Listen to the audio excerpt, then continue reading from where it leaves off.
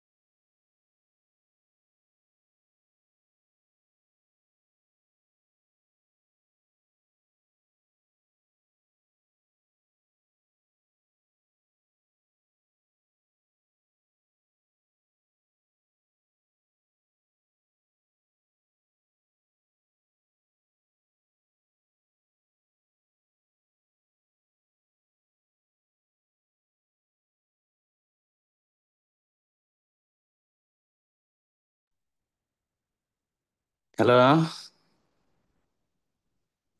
শোনা যায় আমার কথা? হ্যালো, শুনতে পান? জি স্যার, আসসালামু আলাইকুম স্যার। সালাম। হোস্ট কে? হোস্ট আমাকে ডিজেবল করে রাখছেন দেখা যায়। জি আমাকে স্যার, কাইন্ডলি রিমুভ করে দিয়েছি স্যার। এটা আমাকে হোস্ট করে দেন, আমাকে কেউ যিনি হোস্ট আছেন জি আমাকে স্যার, হোস্ট করে করে দেন। দিয়েছি স্যার। করে দিয়েছেন? জি স্যার। দেখা যাচ্ছে না? আর এফএম ক্লাস কটা হচ্ছে আপনাদের আগে? হ্যালো, স্যার আরশাদ স্যার আমাদের 5টার মতো ক্লাস নিয়েছেন এবং মেজবা স্যার 6টার মতো ক্লাস নিয়েছেন। পাঁচ 5 দিন 6 দিন 11টা ক্লাস হয়ে গেছে আপনাদের? না স্যার, 3 দিন আর 5 দিন স্যার। 3 দিন আর 4 দিন। 3 দিন আর চার একদিনে দিন দুইটা পিরিয়ড করে হয়েছে স্যার কয়েকটা। দুইটা কে বের হলো সেই রমজান আরম্ভ হয়েছে না? ক্লাস রমজান আগে আরম্ভ হয়েছে আপনাদের ক্লাস? স্যার রমজানের আগে শুরু হয়েছে, রমজানের আগে দিনে দুটো করে ক্লাস হয়েছে, এখন রমজানে একটা করে ক্লাস। আমি তো খেয়াল করা নাই। আচ্ছা, তো ওনারা কোন কোন চ্যাপ্টার ক্লোজ করছেন আপনারা, ওনারা শেষ করছেন? মেজবা স্যার চ্যাপ্টার 4 পর্যন্ত পড়িয়েছেন এবং one one two Arshad four sir chapter 5, 6। জি। ওয়ান পড়েছে, ওয়ান। আশরাফ স্যার বলেছেন চ্যাপ্টার 8 পর্যন্ত পড়াবেন, 5 থেকে। হ্যাঁ, কত থেকে? আশরাফ স্যার বলেছেন চ্যাপ্টার 5 থেকে 8 পর্যন্ত পড়াবেন এবং মেজবা স্যার চ্যাপ্টার 1 থেকে 4 পর্যন্ত পড়াবেন। আচ্ছা, তো তো এই পর্যন্ত কটা হয়েছে এ পর্যন্ত? এই পর্যন্ত স্যার মেজবা স্যারের 1 থেকে 3 পর্যন্ত হয়েছে এবং 4 এর এমনি আলোচনা করেছেন, বেশি ডিপে যান না। আর আশরাফ স্যার 5 6 শেষ করেছেন। হম, তাই তেমন, তখন আগে গেছে। তা আমি পড়াবো, প্রতি বছরই যা পড়াই আমি চ্যাপ্টার 9 and 10 দেখি, মেনলি ডেরিভেটিভসটা দেখি আমি মেনলি, বুঝছেন? তো লাস্ট ইয়ারে এইটও দেখছিলাম, লাস্ট ইয়ারে আমি আহ, ওই 9 10, আপনাদেরও সেম ওয়েতে আমি 9 10 দেখাবো আমি মেনলি, ঠিক আছে? আর তবে তার আগে আমার একটু ইয়ে করা দরকার, মানে রিফ্রেশ করা দরকার। এক মিনিট, আমি ইয়েটা ওপেন ওপেন করে নিই, আমার ল্যাপটপটা।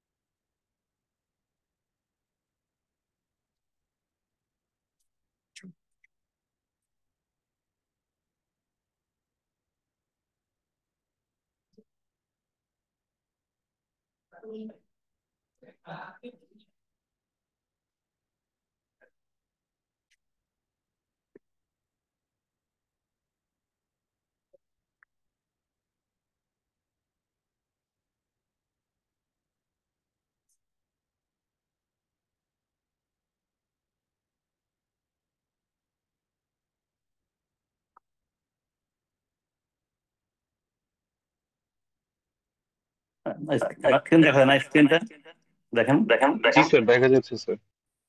পয়েন্ট, চ্যাপ্টার ওয়ানটা আমার পড়ানোর কথা না, আপনার অলরেডি আপনার পড়েছেন বোধ হয়, তাই না? জি স্যার, মেজবা স্যার একটু আলোচনা করেছেন স্যার। হ্যাঁ, কোনটা? মেজবা স্যার এমনি আলোচনা করেছেন, বলেছেন চ্যাপ্টার 1 এ তেমন কিছু পড়ার নেই, উনি হুম। চ্যাপ্টার 1 নিয়ে একটু ব্রিফে কথাবার্তা বলে চ্যাপ্টার 2 তে চলে গিয়েছেন, সেখানে ম্যাথ করিয়েছে।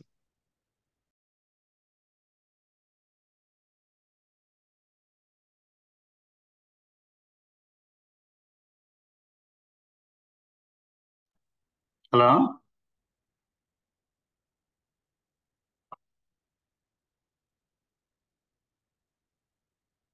হ্যালো,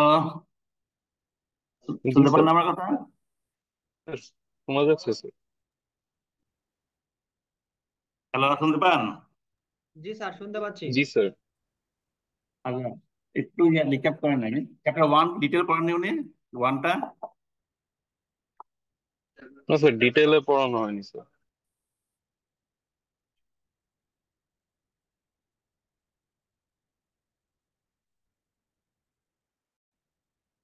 চ্যাপ্টার ওয়ান আমার পড়ানোর কথা না, বিষয় হলো চ্যাপ্টার ওয়ানটা কিন্তু ভেরি ভাইটাল, স্পেশালি আপনার বোঝার জন্য যে আপনার যে ইস্যুগুলা আমাদের,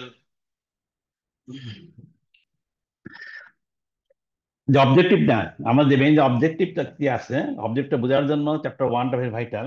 যদি আপনি অন্য কি অ্যাচিভ রেজাল্ট, প্রতি চ্যাপ্টারে আপনি কি অ্যাচিভ করতে চাচ্ছেন আপনি, হুম, তাহলে আপনি অবজেক্টিভ যদি না পারেন, তাহলে আমাদের সেম অবজেক্টিভ নিয়ে কিন্তু আপনাকে ডিসিশন মেকিং করা লাগবে ওই chapter, every chapter. Chapter 9 and 10 যেমন এক্সাম্পল, হুম, স্ক্রিন স্ক্রিন দেখা যায় আমার স্ক্রিনটা না? জি জি স্যার, স্যার। দেখা যাচ্ছে। হ্যাঁ, দেখেন, খেয়াল করেন, চ্যাপ্টার 9 and 10 যেটা পড়াবো আমরা, চ্যাপ্টার 9 and 10, হুম, তো পড়ানোর সময় কিন্তু চ্যাপ্টার 9 10 আমরা এটা বলে ডেভিস, আমরা বললাম ডেভিস, তাই না? যখন পড়াবো তখন এটাকে আপনার এই অবজেক্টিভ, তার ডেভিসের পিছনে পিছনে অবজেক্টিভ কি আছে, objective from FM point of view, কি অবজেক্টিভ আছে সেই অবজেক্টিভটা আপনার মাথায় রেখে তখন কিন্তু এটাকে চ্যাপ্টার 10 and 9 and 10 আউটকাম গুলো আমাকে কনসিডার করা লাগবে, বুঝছেন? যে আমি চ্যাপ্টার 9 and 10 যে টেকনিক গুলো শিখবো আমি, what is the objective of this 9 and 10 যে টেকনিক গুলো, তা বিহাইন্ড দিস অল অবজেক্টিভ, এই অবজেক্টিভ গুলো কিন্তু ডিফাইন করা আছে আপনার চ্যাপ্টার 1 এর মধ্যে। ওয়ান এই জন্যই আপনার চ্যাপ্টার 1টা প্রথমে আপনাকে বুঝে নিতে হবে আপনাকে ওয়ানের মধ্যে কি অবজেক্টিভ আছে, এবং ওই অবজেক্টিভ গুলো আমরা কোন কোন চ্যাপ্টারের মাধ্যমে কিভাবে আমরা এগুলোকে অ্যাচিভ করব, তাহলে আপনার লার্নিংটা কিন্তু আপনার ক্লিয়ার হবে। লার্নিং ক্লিয়ার হবে। তাই এই জন্য 1টা প্রথমে কিন্তু আমি বুঝে নিতে হবে। যাই হোক, এটা আমার দেখার বিষয় ছিল না, তারপরে আমি যেহেতু আমার রিকোয়ারমেন্টের সাথে চ্যাপ্টার 9 10 এর রিকোয়ারমেন্টের সাথে একটু লিঙ্ক, ডিফারেন্ট লিঙ্ক আছে, আমার লিঙ্ক আছে বলে আমার যেটুক যেটুক লিঙ্ক আছে একটু একটু ডিসকাস করি না আমি, ঠিক আছে? বুঝতে পারছেন? জি স্যার। হ্যাঁ, যেটুকু লিঙ্ক আছে ওটুকু আমি একটু একটু ডিসকাস করে নিই। হুম। কেন?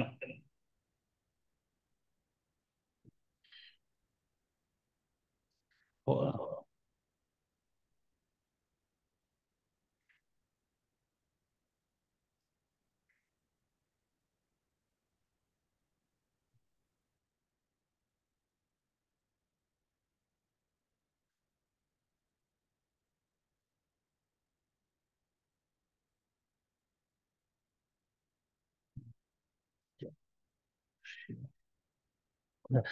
আর চ্যাপ্টার 1 যদি আপনি বলেন, আপনার যা যা এই পর্যন্ত দেখছেন আপনারা, মেন অবজেক্টিভ 1-এর কি অবজেক্টিভ বলা আছে? 1 যে আমরা বলছি আমরা, অবজেক্টিভ কি আছে? প্রথম অবজেক্টিভ লেখা দেন যে পুরো কনসার্নটা আপনি এভাবে আছে যে আমরা এফএম এর যে primary FM financial management FM এর প্রাইমারি অবজেক্টিভ কি? প্রাইমারি কি আপনার প্রাইমারি অবজেক্টিভ কি কারো ধারণা আছে বলেন দেখে? এফএম এর যে প্রাইমারি অবজেক্টিভ কি ধারণা আছে কারো? বলতে পারবেন কে বলেন? ফাইন্যান্সিয়াল ম্যানেজমেন্টের আমাদের প্রাইমারি অবজেক্টিভটা কি, অবজেক্টিভটা?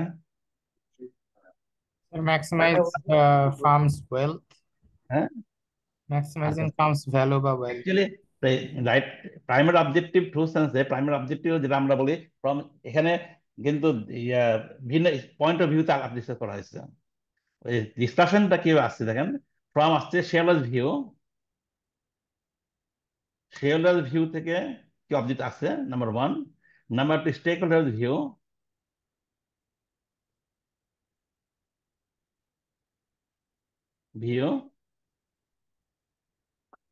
স্টেক হোল্ডার পয়েন্ট অফ ভিউতে, অ্যান্ড দেন ইস্যু আসছে shareholder stakeholder, and then আসছে ethical consideration,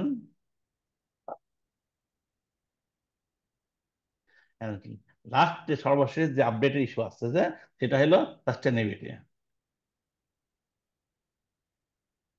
these are gradual development, প্রথমে এই ছিল, দেন এই আসছে, দেন এই আসছে, দেন এই আসছে।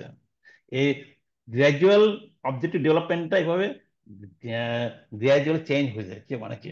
প্রথম প্রাইমারি অবজেক্টিভ দেখেন, খেয়াল করেন, প্রাইমারি অবজেক্টিভ ছিল আমাদের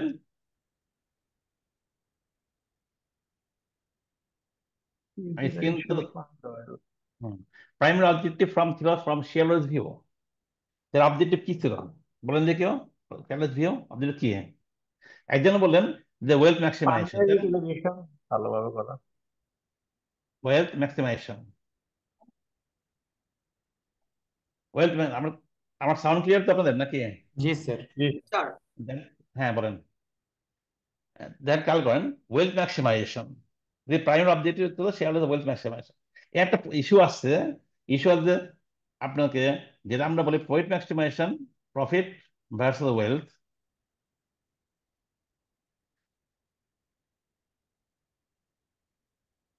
এই দুটোর মধ্যে ডিফারেন্সটা কি? প্রফিট ম্যাক্সিমাইজেশন বা ওয়েলথ ম্যাক্সিমাইজেশন, এই দুটোর মধ্যে ডিফারেন্সটা কি কি বলতে পারবেন? কারো ধারণা আছে? একটা হলো শেয়ার প্রতি আয় বৃদ্ধি, আর একটা হলো শেয়ারের ভ্যালু বৃদ্ধি। এটা তো ঠিক আছে, আপনার এটা এটা ইয়া জাস্ট এটা কি বলুন না, ঠিক আছে।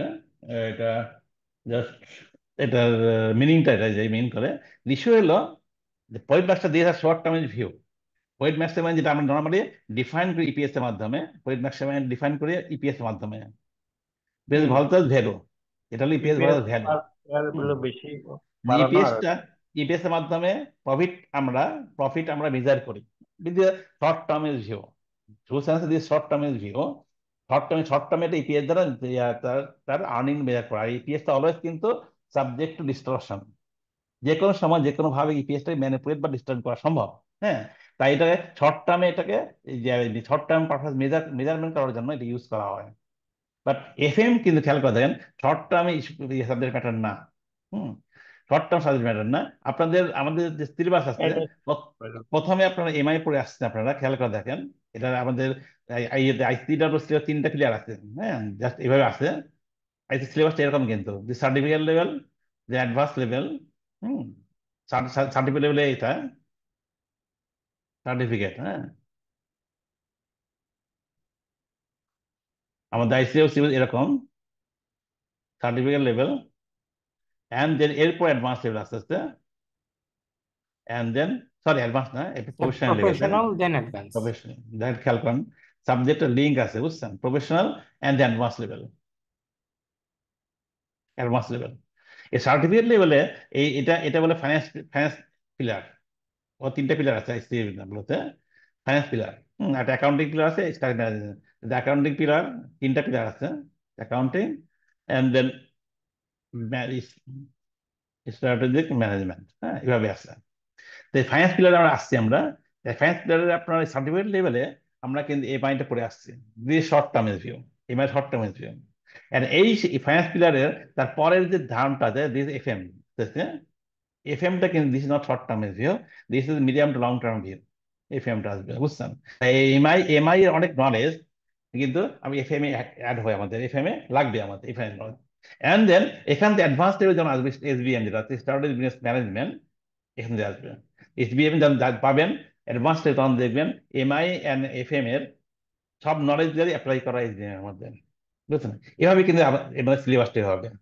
তা আমরা যারা বলছিলাম ইপিএস, ইপিএস যেটা ছিল earning per share, that was short term view. Short term কিন্তু এটা আমরা এফএম কিন্তু medium to long term decision making use করি, আমরা অবজেক্টিভ পারপাজে ইউজ করি আমরা, ঠিক আছে।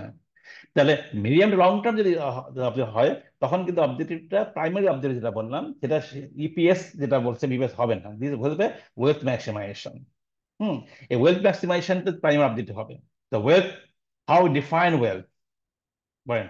তাহলে আমরা বুঝলাম যে শেয়ার হোল্ডার্স ওয়েলথ, যেটা আমরা বললাম share holder wealth primary objective of FM financial management, ঠিক আছে। তো ওয়েলথ আমরা কিভাবে মেজার করি, যদি না বুঝি আমরা wealth, how measure wealth, how increase wealth, wealth increase হয়, এ না জানি আমরা, না বুঝি, তাহলে কিন্তু পরবর্তী চ্যাপ্টার গুলোর যে অবজেক্টিভ গুলো, যে কিভাবে আমরা ডিসিশন মেক করবো, সেটা করতে পারবো না আমরা, বা রং ওয়েতে যাবো আমরা, ঠিক আছে। তাহলে আর প্রথমে বুঝতে হবে ওয়েলথ কিভাবে ম্যাক্সিমাইজ হয়, ওয়েলথ জিনিসটা কি, হাউ মেজার দ্য ওয়েলথ, বলেন। আপনারা যেহেতু অলরেডি সিলেবাস অর্ধেক বেশি পড়ে ফেলছেন, বলেন যে ওয়েলথ কিভাবে মেজার করি, বা how we increase our wealth, careless wealth, বলেন, কি বলতে পারবেন? শুনতে পাচ্ছেন আমার কথা? জি স্যার। জি স্যার, শুনতে পাচ্ছি। ক্লিয়ার না কথা আমার, যা বললাম আমি? তা আপনারা তো আপনি অলরেডি চ্যাপ্টার 8, 9, 5, 6, 6, 7টা পড়ে ফেলছেন, তাই না? কিন্তু চ্যাপ্টার যখন পড়ছে আপনি, চ্যাপ্টার কিন্তু অবজেক্টিভ আছে আমাদের, যে কি অবজেক্টিভ আগাচ্ছি আমরা, কি অ্যাচিভ করার জন্য আগাচ্ছি। তাহলে আমরা জানি, প্রথমেই বুঝলাম যে আমাদের ওয়েলথ হলো, ওয়েলথ ম্যাক্সিমাইজেশন করা হলো মেইন অবজেক্ট, প্রাইমারি অবজেক্ট। আর পরবর্তীকালে কিন্তু ডিফারেন্ট যেগুলো, ওয়ান যে প্রাইমারি অবজেক্ট, এর পরবর্তীকালে যে ইস্যুগুলো আসছে, স্টেকুলার view, ethical consideration, this is the further development কিন্তু, ঠিক আছে। তাহলে প্রাইমারি অব দি ওয়েলথ ম্যাক্সিমাইজেশনটা কিভাবে ডিফাইন করি বা মেজার করি, আমাদের যেহেতু আমরা quantitative subject, we have to quantity ওয়েতে মেজার করা লাগবে। তাহলে আপনি বলেন কিভাবে এটা মেজার করি। না জানলে তো আপনার চ্যাপ্টার গুলো আপনাকে একটা স্টাডি করাটা আপনাদের ইয়ে হয়ে যাবে, কি বলে, অনেক কিছু অপূর্ণ রয়ে যাবে। বলেন, কি বলতে পারবেন? বলেন, না বলতে বলেন, আমি বলে দেবো, সমস্যা নাই।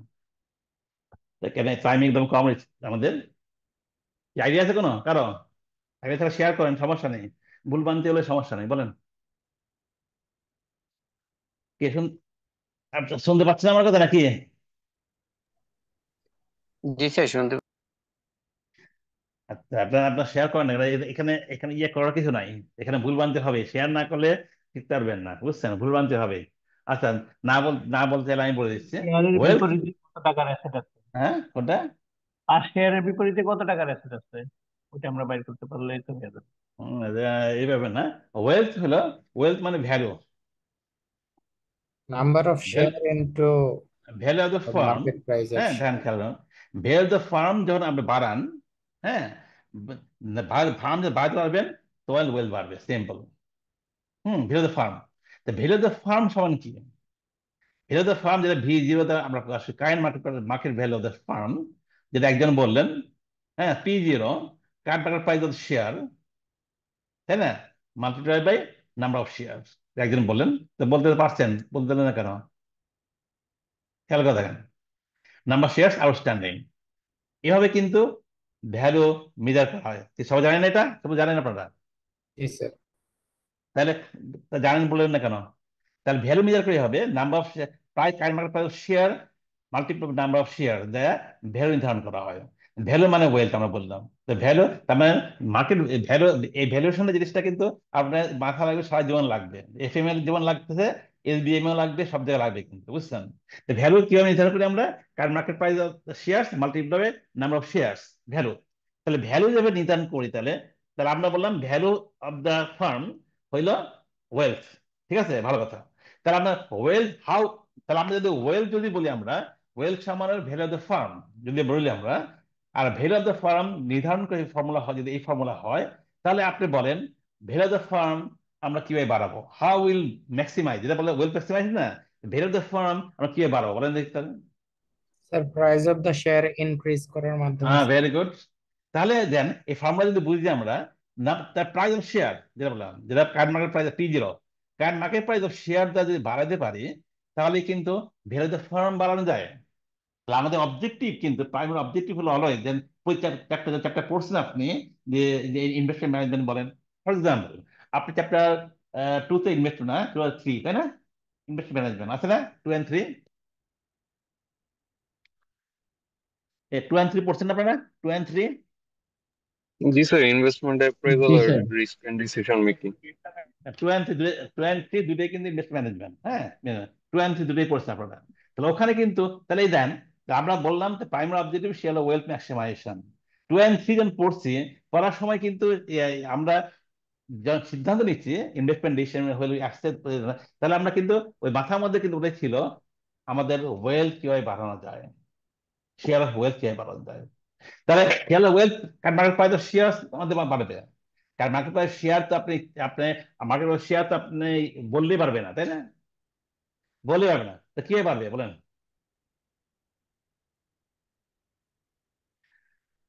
কারণ মার্কেট বাড়বে কিভাবে বলেন? বাড়বে হলো যখন, এটা পড়ছেন অলরেডি আপনারা, 2 and 3 পড়ছেন, বলেন দেখি ওয়েলথ বাড়ানো যায়, ভ্যালু বাড়ানো যায়,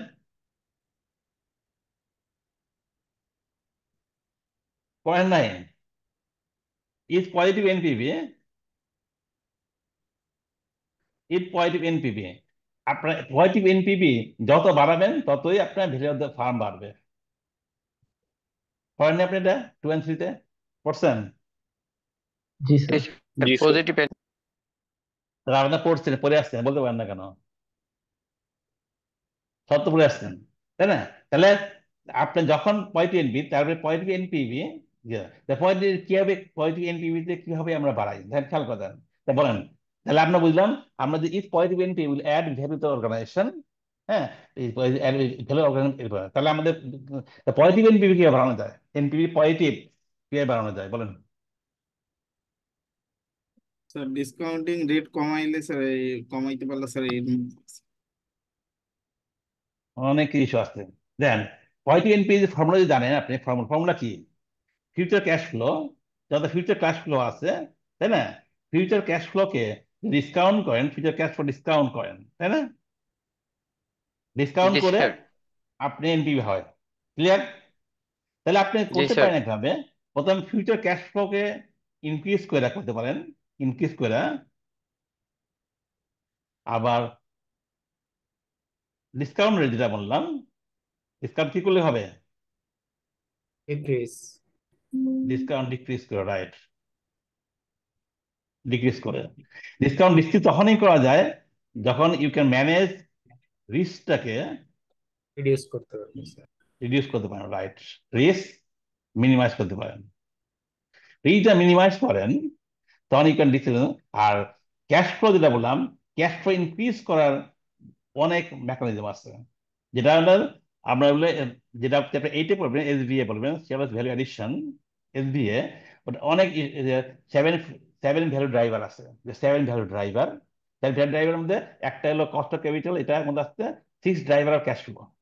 হুম, six driver cash flow, six driver যেমন sales growth. Sales growth, sales growth বাড়লে আপনার ক্যাশ ফ্লো বাড়বে না? বাড়বে, তাই না? সেলস গ্রোথ বাড়বে। তারপর আপনি মনে করেন প্রফিট মার্জিন, প্রফিট মার্জিন যদি বাড়ান, অপারেটিং প্রফিট মার্জিন বাড়ান, ক্যাশ ফ্লো বাড়বে। ঠিক আছে? জি স্যার। এভাবে সেভেন ভ্যালু ড্রাইভার আছে, সেভেন ড্রাইভার দ্বারা আপনার overall three driver for cash flow, one driver for discount cost of capital. এই সেভেন ড্রাইভার মাধ্যমে আপনি you increase your NPV, you increase NPV.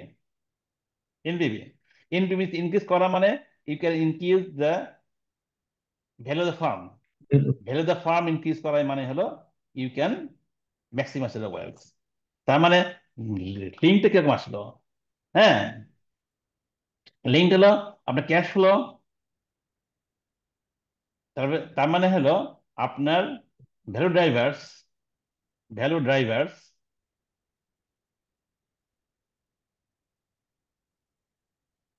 Value drivers আপনি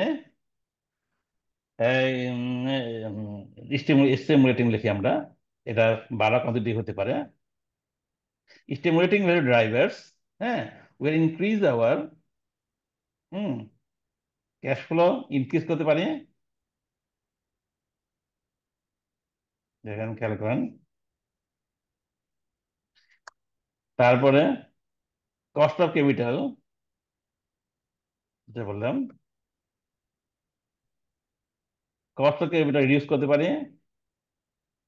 এর মাধ্যমে এনপিভি ইনক্রিজ করবে। এনপিভি ইনক্রিজ করে, ভ্যালু অফ ফার্ম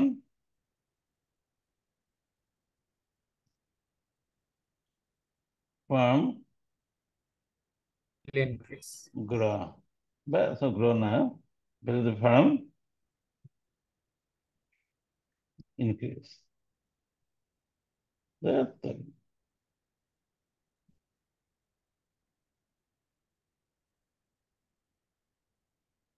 ইনক্রিজ করবে। আর ভ্যালু অফ ফার্ম ইনক্রিজ করা মানে হলো share holders wealth maximise. Wealth increase করবে। This is the mechanism. এই মেকানিজমের মাধ্যমে কিন্তু আমরা শেয়ার ওয়েলথ বাড়াবো। যত দিস কন্টিনিউয়াস প্রসেস, এই কন্টিনিউয়াস এবার এন্ডিং, এন্ড নাই, কন্টিনিউয়াস প্রসেস, এই প্রসেসের মাধ্যমে সেটা ওয়েলথ বাড়তে থাকবে। This primary objective. এবং যতগুলো চ্যাপ্টার আছে খেয়াল করে দেখেন, সব চ্যাপ্টারই কিন্তু থাকবে কিন্তু এবার শেয়ার হোল্ডার্স ওয়েলথ কিভাবে বাড়ানো, প্রাইমারি অবজেক্টিভ নিয়ে। এবার দেখেন চ্যাপ্টার যে ওয়ানে শব্দ বলা আছে, দেখেন ওয়ানের চ্যাপ্টার গুলো আছে, দেখেন কোথায় আছে চ্যাপ্টার গুলো আমাদের। এই দেখেন, দেখা যায়, স্ক্রিন দেখা যায় না? জি স্যার। দেন এখানে আমরা পুরো চ্যাপ্টারে, এই যে আপনার 2 to 10 পর্যন্ত সব অল চ্যাপ্টার আছে, কিন্তু সবগুলো কিন্তু এই ভ্যালু ড্রাইভার নিয়ে কাজ করছে। ভ্যালু ড্রাইভার থেকে এনপি অর্থাৎ আলটিমেটলি ওয়েলথ ম্যাক্সিমাইজ নাকি ওয়ার্ক করছে। Hmm, three types of decision আছে আমাদের ইয়েতে, যে মেন অবজেক্টিভ বলছিলাম যে ফাইন্যান্স স্ট্র্যাটেজি, আমাদের চ্যাপ্টার 1-এ তিন ধরনের ডিসিশন দেওয়া লাগে আমাদের, থ্রি টাইপস ডিসিশন ফাইন্যান্স স্ট্র্যাটেজিতে, ফাইন্যান্সিয়াল ডিসিশন, ফাইন্যান্সিং ডিসিশন বলে আমরা বলি। Investment decision, financing decision, risk management decision, এই three types decision for all chapter. Then investment decision chapter 2 and 3 আছে, চ্যাপ্টার 2 and 3 আর পড়ছেন অলরেডি, পড়ছেন না আপনারা? জি স্যার। কি পড়া হয়েছে না 2 and 3? জি স্যার, পড়া হয়েছে স্যার। 2 and 3 ইনভেস্টমেন্ট ডিসিশন হচ্ছে। অ্যান্ড দেন ফাইন্যান্সিং ডিসিশনস, দেন একটু আগে দেখলাম ইনভেস্টমেন্ট ডিসিশনের মাধ্যমে আপনারা how we can increase our value, দেখছি অলরেডি আমরা, ঠিক আছে। ফাইন্যান্সিয়াল ডিসিশন যে ইস্যুগুলো আছে, যেমন সোর্স অফ ফান্ডস যেটা 4 এ আছে, কস্ট অফ ক্যাপিটাল 5 এ আছে, dividend policy chapter, dividend policy হলো চ্যাপ্টার 7 এ আছে, চ্যাপ্টার ক্যাপিটাল স্ট্রাকচার আছে চ্যাপ্টার 6 এ। All are financial decisions. এই ফাইন্যান্সিয়াল ডিসিশনের মাধ্যমে কিন্তু আপনার we can maximize our wealth, increase our wealth, ঠিক আছে। And then last one, risk management. Dividend decision কিন্তু টু সেপারেট ডিসিশন না, this one, this part of financing decision. Dividend always part of financing decision, ঠিক আছে। আরেকটা যে risk management যেটা একটু বললাম, যে you can manage your risk, risk manage করে you can also add your value. Example দিচ্ছি একটু আগে, যে আমি আপনি রিস্ক ম্যানেজ করতে পারেন, আপনার ক্যাশ ফ্লো যেভাবে ম্যানেজ করতে পারেন, সিমিলার ওয়েতে আপনার কস্ট অফ ক্যাপিটাল আপনি কমাতে পারেন। হুম। রিস্ক ম্যানেজমেন্ট দিয়ে 3 চ্যাপ্টার আছে। চ্যাপ্টার 3 তে আপনি দেখবেন, চ্যাপ্টার 3 তে ইনভেস্টমেন্ট ডিসিশন আছে, link with the risk management. This is investment management, link with risk management. ওখানে যে ক্যাশ ফ্লো, যে রিস্কটা আছে related to the cash flow, cash flow রিস্কগুলো আছে, রিস্কগুলো ম্যানেজ করে আমরা ইনভেস্টমেন্ট নিতে পারি, 3 তে বলা আছে, ঠিক আছে। আর ফাইন্যান্সিং ডিসিশনের যে ইনভেস্টমেন্ট ডিসিশন আর ফাইন্যান্সিং ডিসিশনের যে রিস্ক গুলো আছে, সেই রিস্ক গুলো চ্যাপ্টার অনেকগুলো আছে। আর আমাদের বইতে যা আছে, যে বইতে আছে chapter 9 and 10 A. Chapter 9 and 10 risk, যেটা রিস্ক ম্যানেজমেন্ট ডিসিশন, চ্যাপ্টার 9 এ আছে risk management decision, chapter 9 and 10 financing risk management decision আছে 9 and 10। ওটা আমরা পড়বো যে যেমন ইন্টারেস্ট রেট রিস্ক আছে, ইন্টারেস্ট রেট মুভমেন্ট হলে কি হবে, তার কমোডিটি রিস্ক আছে, এন্ড দেন একটা আছে আমাদের পোর্টফোলিও রিস্ক আছে, 3টা। আর ফরেন কারেন্সি রিস্ক যেটা আছে, দিস রিস্ক একটা 10 এ আছে, এটা পড়বো। এই 3 ধরনের রিস্ক ম্যানেজমেন্ট ডিসিশন আমরা পড়বো। সরি, এই 3 ধরনের আপনাদের ডিসিশন আমরা পড়তেছি আমরা। তাহলে আমি মেনলি পড়বো 9 10 যেহেতু পড়বো মেন, আর সময় পেলে 8ও দেখাবো, সমস্যা নাই। লাস্ট ইয়েতে 8ও দেখাইছি আমি। যদি মেইন হলে 9 and 10 আমি দেখাবো রিস্ক ম্যানেজমেন্ট ইস্যুটা। তাই আমাদের কিভাবে ওয়েলথ বানানো অবজেক্ট থাকবে, কিভাবে ওয়েলথ বানানো যায়, দিস অবজেক্ট ক্লিয়ার। আমাদের পার্সপেক্টিভ ক্লিয়ার, বলেন। Yes, sir. জি স্যার। পার্সপেক্টিভ ক্লিয়ার, আচ্ছা। একটু তাহলে একটা আপনার যারা জাস্ট 10 মিনিট ব্রেক নেন নামাজের, যারা নামাজ পড়বেন, হ্যাঁ 10 মিনিটে নামাজ সময় হয়ে গেছে, আপনার নামাজটা পড়ে নেন, ঠিক আছে। ঠিক আছে। জি স্যার। জি স্যার। 10 মিনিট ব্রেক, আসুন আসুন আমাদের জন্য, হ্যাঁ নামাজের জন্য 10 মিনিট ব্রেক, ওকে।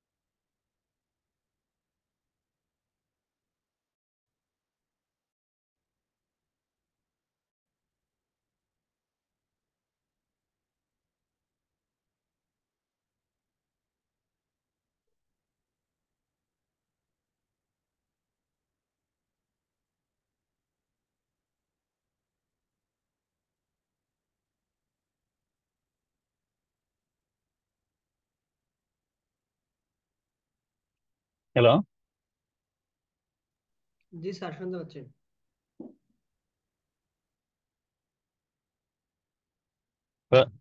শুনতে পাচ্ছেন? জি স্যার। হ্যালো,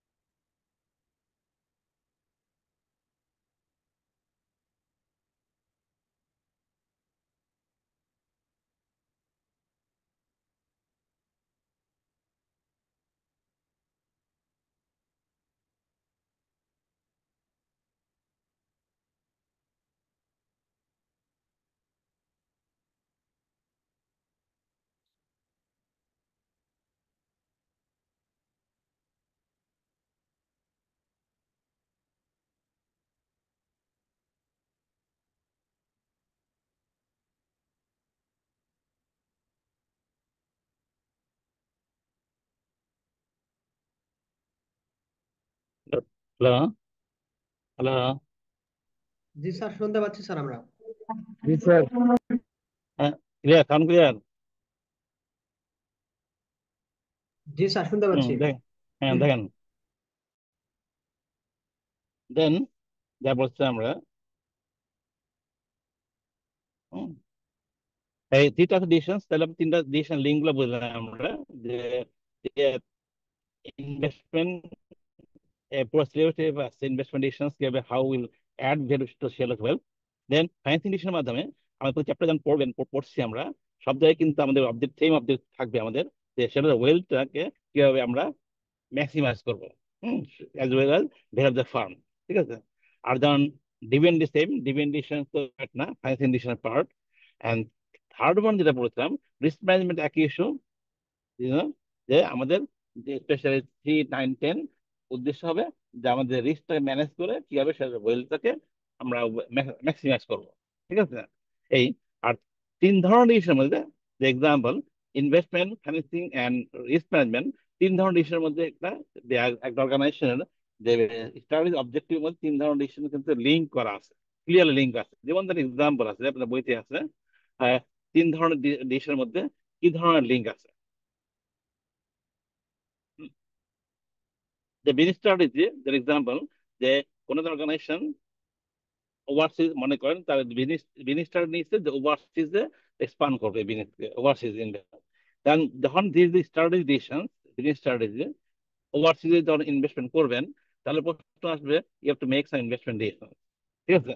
ইনভেস্টমেন্ট ডিসিশন যে যাবেন, দ্যাট মিনস যেটা আমরা 2 and 3 মাধ্যমে করে থাকি ইনভেস্টমেন্ট ডিসিশন।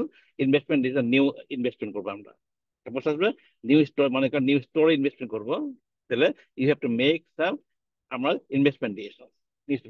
যখন আপনি ইনভেস্টমেন্ট ডিসিশন নিচ্ছেন, তখন কিন্তু প্রশ্ন আসবে হাউ ইউল ফাইন্যান্স। এই যে আপনি নিউ স্টোরে ইনভেস্ট করবেন, তাহলে ফাইন্যান্স কিভাবে, which source of finance you have to use and it will cost. Every source of finance has the cost. সুতরাং কোন কোন সোর্স অফ ফাইন্যান্স ইউজ করব, এবং এটা যাতে কোন সোর্সের কস্ট কিরকম, এবং তার কিভাবে minimize the cost of source of finance, এটা কিন্তু ফাইন্যান্সিং ডিসিশন করা লাগবে। অ্যান্ড দেন ইস্যু আসবে, যেহেতু আপনাকে your using yeah foreign country investment হচ্ছে, ডেফিনেটলি যে কোনো ইনভেস্টমেন্ট করেন না কেন, ইয়ার সাম রিস্ক ইনভলভ। যে ফরেন কান্ট্রি থাকেন, ফরেন কান্ট্রি ইনভলভ, ফরেন কান্ট্রিতে বিভিন্ন ধরনের কারেন্সি রিস্ক রয়েছে, পলিটিক্যাল রিস্ক রয়েছে, বিভিন্ন রিস্ক রয়েছে। রিস্ক গুলোকে কিভাবে আমরা ম্যানেজ করবো, দ্য হেল্প অফ হেজিং এর মাধ্যমে। তাহলে দেন প্রত্যেকটা 3 ধরনের ডিসিশন, যে একটা স্ট্র্যাটেজিক ডিসিশন, বিজনেস স্ট্র্যাটেজি, যে একটা বিজনেস স্ট্র্যাটেজিক ডিসিশনের সাথে 3 টাইপ, যেটা বললাম যে আমাদের ওয়েলথ ম্যাক্সিমাইজ করার জন্য 3 ধরনের decision, investment, financing, risk management, 3 ধরনের ডিসিশন ক্লোজ লিঙ্ক রয়েছে। এ পর্যন্ত কারো কনফিউশন আছে বলেন? না স্যার। না স্যার। কনফিউশন নাই, গুড। দেন যেটা আসতেছে তারপরের যে ইয়েগুলো আসতেছে, যেটা যে এই প্রাইমারি অবজেক্টিভ নিয়ে কিন্তু 9 থেকে 10, সরি 2 থেকে 10 পর্যন্ত পড়তেছি আমরা, কিন্তু লক্ষ্য খেয়াল করে দেখবেন যে ওই চ্যাপ্টার পড়ার সময় কিন্তু অবজেক্টিভ একটাই, যে সেটা ওয়েলথ কিভাবে ম্যাক্সিমাইজ করা যায়, করা যেটা অবজেক্ট ছিল। কিন্তু আমরা প্রতি চ্যাপ্টার পরে কিন্তু অ্যাডিশনাল রিকোয়ারমেন্ট থাকে, প্রতি চ্যাপ্টার সাথে লিঙ্ক করা থাকে। হুম এটা কিন্তু আপনি দেখবেন যে কোনো কোশ্চেনের মধ্যে অ্যাডিশনাল রিকোয়ারমেন্ট থাকে। ঠিক আছে, কি রিকোয়ারমেন্ট গুলো, যেটা বর্তমান যে ইনভারনমেন্ট নিড, বিভিন্ন ধরনের বিজনেস ইনভারনমেন্ট নিডের কারণে কিন্তু ফার্দার ডেভেলপমেন্ট গুলো দাঁড়াইছে। মানে ইনিশিয়াল যে অবজেক্ট ছিল, ইনিশিয়াল অবজেক্টের সাথে পরবর্তীকালে ফার্দার যে অনেকগুলা ইনভারনমেন্ট নিডের কারণে বিভিন্ন ধরনের আপনার সাপ্লিমেন্টারি বলেন বা কমপ্লিমেন্টারি বলেন না কেন, কিন্তু কিছু এডিশনাল অবজেক্টিভ দাঁড়াইছে। কি অবজেক্টিভ, সেই অবজেক্ট গুলোকে কিন্তু মডার্ন ডেভেলপমেন্ট, এবং প্রথম অবজেক্ট দাঁড়ায় যেটা বলছেন, যেটা কোথায় ছিল লিখছিলাম, কোথায়, এই যে প্রথম অবজেক্টটি হলো, এখানে লিখতে দেন স্টেক হোল্ডার ভিউ আসতেছে, তখন প্রথম শেয়ার ভিউ ছিল, স্টেক হোল্ডার ভিউ আসছে। এগুলো কিন্তু আপনার দেখবেন যে কোনো সাবজেক্ট কোশ্চেন, ইনভেস্টমেন্ট ডিসিশন বা যে কোনো ডিসিশনের মধ্যে কিন্তু পরবর্তীকালে বিভিন্ন এডিশনাল কোশ্চেন হিসেবে দেয়। হুম স্টেক হোল্ডার ভিউ বলেন, তারপর বলেন ইথিক্যাল কনসিডারেশন বলেন, ইস্যু বলেন, তারপর সাস্টেনেবল ইস্যু বলেন, এগুলো কিন্তু এডিশনাল হিসেবে আসবে। যেহেতু এই ইস্যুগুলো stakeholder view, ethical consideration, sustainable ইস্যুগুলা, ইস্যুগুলোকে ফার্দার ডেভেলপমেন্ট, মানে ইনিশিয়াল যে আমাদের প্রাইমারি অবজেক্টিভ সাথে যে ফার্দার আপনার ডেভেলপমেন্ট বলেন, বা এডিশনাল রিকোয়ারমেন্ট বলে, এডিশনাল অবজেক্টিভ। তার জন্য এগুলোকেও এখন কনসিডার করা হয়। Hmm stakeholder stakeholder object, stakeholder জিনিসটা কি, স্টেক অবজেক্টিভ কি?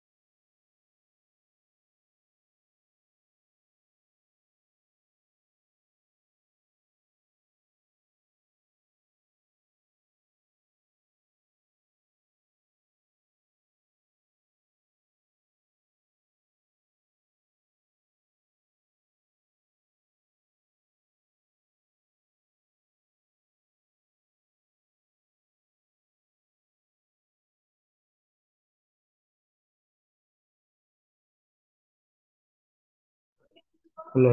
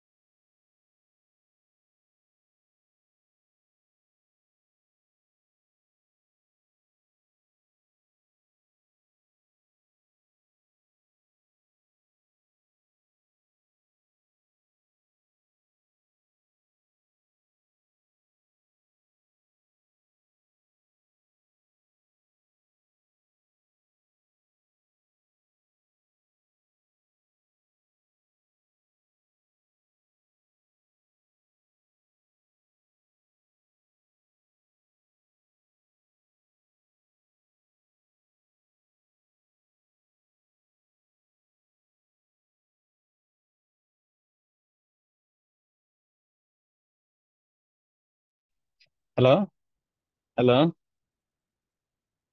হ্যালো। জি স্যার, জি স্যার। জি স্যার। আমার একটা ফোন চলে আসছিল অফিস থেকে। আচ্ছা, এইগুলা ডিসকাস ডিসকাস আপনার এগুলা ডিসকাস করছে, এগুলা বলেন দেখি, আমি স্কিপ করে যাবো এগুলা। যদি stakeholder view, ethical concern, sustainability discuss করে থাকে, তাহলে আমি স্কিপ করে 9-এ চলে যাবো। বলেন, করছে এগুলো, আলাপ করছে এগুলা, ডিসকাস করা হয়েছে? হ্যালো,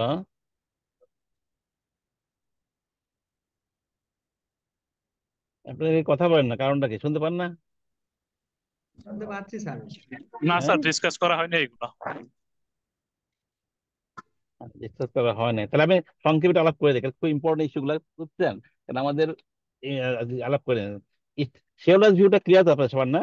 শেয়ারহোল্ডার্স ভিউ যেটা বললাম আমি জি স্যার। এই পর্যন্ত, আপনি জি একটু ইয়ে স্যার। করেন, যেটা এটা অনলাইন ক্লাস তো, ভার্চুয়াল ক্লাস বোঝা যায় না। আপনারা বুঝতে পারছেন কিনা, বুঝছেন? রেসপন্ড করেন, ঠিক আছে? রেসপন্ড করেন। Okay sir. শেয়ারহোল্ডার ভিউ, দের স্টেকহোল্ডার ভিউ, পরবর্তীকালে স্টেকহোল্ডার ভিউ, নেক্সট ডেভেলপমেন্ট কি স্টেক ভিউ। স্টেক হোল্ডার জিনিসটা কি? স্টেক হোল্ডার জিনিসটা অনেকে জানেন আপনারা, যে একটা অর্গানাইজেশনের প্রতি যাদের ইন্টারেস্ট আছে, অল স্টেক হোল্ডার্স ইন্টারেস্ট আছে তাদের, যেমন এমপ্লয়ি তাদের ইন্টারেস্ট রয়েছে, তাই না? এমপ্লয়ি ইন্টারেস্ট আছে জি তাদের, স্যার। তাদের স্যালারি। স্যালারি বলেন, প্রমোশন বলেন, ডেভেলপমেন্ট, ফিউচার ক্যারিয়ার, অল। তারপর বলেন গভর্নমেন্ট ইন্টারেস্ট আছে, গভর্নমেন্ট ট্যাক্স ট্যাক্স ট্যাক্স পায়, ট্যাক্স রয়েছে, গভর্নমেন্টের দেশের রিসোর্স ইউজ করে, তারা অর্গানাইজেশন গুলো রিসোর্স গুলো ইউজ করে, তাই না? সুতরাং গভর্নমেন্ট ইন্টারেস্ট আছে, সাপ্লায়ার বলেন, পার্সিয়ার, সবার ইন্টারেস্ট আছে, যাদের সাথে ডিলিংস আছে, directly indirectly, all stakeholders. এখন পরবর্তী ডেভেলপমেন্ট আসছে, স্টেক হোল্ডার ভিউ হলো স্টেক হোল্ডার ডিমান্ড করে তাদের রিকোয়ারমেন্ট। কারণ এমপ্লয় ডিমান্ড করে তাদের, তাদের ওয়েলবিং, তাই না? ওদের স্যালারি ইনক্রিজ বলেন, বোনাস বলেন, ওয়েলবিং ডিমান্ড করে, তা ডিমান্ড করে। তারপর আবার তারপর সোসাইটি ডিমান্ড করে, সোসাইটি ডিমান্ড করতেছে তাদের সাস্টেনেবিলিটি, যেটা পরবর্তীকালে আসছে সোসাইটি ডেভেলপমেন্ট, যে আপনার রিসোর্স ইউজ করছেন আপনি, সুতরাং you have to contain the resources. হ্যাঁ, রিসোর্স গুলোকে আপনি নষ্ট করতে পারবেন না আপনি, শুধু ডিমান্ড আসছে সেখান থেকে। আবার যে সরকার ডিমান্ড আসছে, সব ট্যাক্স ব্যারের ডিমান্ড আসছে, সব অল স্টেক গুলো ডিমান্ডিং ফর দিয়ার। তাহলে কোম্পানি তার স্টোর ডিমান্ড করতে, ডিমান্ডকে অস্বীকার কাজ করতে পারবেন না, যার জন্য যে ইস্যু আসছে, how to manage this demand. Match তখন করতে, স্টেকগুলো ডিমান্ড ম্যাচ করার জন্য যেহেতু follow strategy, strategy call series phasing strategy. আপনি যেমন মাল্টিপল, আপনাকে দেখবেন multiple stakeholders, multiple conflicting এর মাল্টিপল অবজেক্ট থাকে। যেমন শেয়ার হোল্ডার অবজেক্টিভ কি? ওয়েলথ ম্যাক্সিমাইজেশন, তার ওয়েলথ ম্যাক্সিমাইজেশন যাবে, হ্যাঁ। বাট এমপ্লয়ি যাবে, এমপ্লয়ি যখন চাবে যে তার তার ওয়েলবিং, তখন কিন্তু তার ওয়েলথের কিছু অংশ সে শেয়ার করবে। যার জন্য এই যে বিভিন্ন স্টেক হোল্ডারের ডিমান্ডকে কিন্তু আপনি অস্বীকার পাবেন না আপনি। হুম, অস্বীকার যদি করতে পারছেন না, তাহলে কি করতে হবে? আপনি you have to follow strategy. Strategy কি? স্ট্র্যাটেজি সিরিজ ফাইসিং বলে, series phasing. This the organization has to follow series pricing strategy to meet the stakeholder demand. Series pricing মানেটা কি? ধারণা আছে কারো? টার্মটা শুনছেন, সিরিজ প্রাইসিং? শোনেন নাই? শুনেছিলাম স্যার, বিজনেস ফাইন্যান্সে শুনেছি।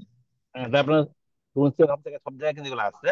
স্টেকগুলোর পয়েন্ট ধরে আসবে, তাহলে প্রাইসিং করে আসবে। জিনিসটা এরকম, দেখেন আপনাদের একটা গ্রাফ দেখাচ্ছে আপনাদেরকে, দিস গ্রাফ দেখা যায়, গ্রাফটা, জি চার্টটা স্যার। জি স্যার। জি স্যার। বলেন।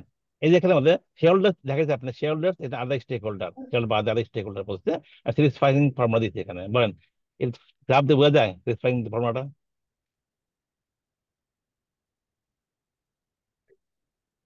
কি বোঝা যায় না?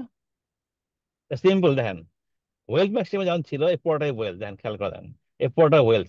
হ্যাঁ, এখন যখন স্যাটিসফাইং ফর্মুলা আসবে তখন কমে কি শেয়ার হোল্ডার ওয়েলথ কিছু অংশ, যেহেতু আপনি মনে করেন শেয়ার হোল্ডারকে একটা শেয়ার হোল্ডার মনে করেন এমপ্লয়ি, এমপ্লয়ীদের আপনি বেতন বাড়া দিলেন, আপনি যে বেতন বাড়া দিলেন তাহলে কি কোম্পানির যে ক্যাশ ফ্লো জেনারেট হচ্ছিল ক্যাশ ফ্লো থেকে কিছুটা হলে কমবে না? কমবে না? কমবে? কমে যাবে স্যার।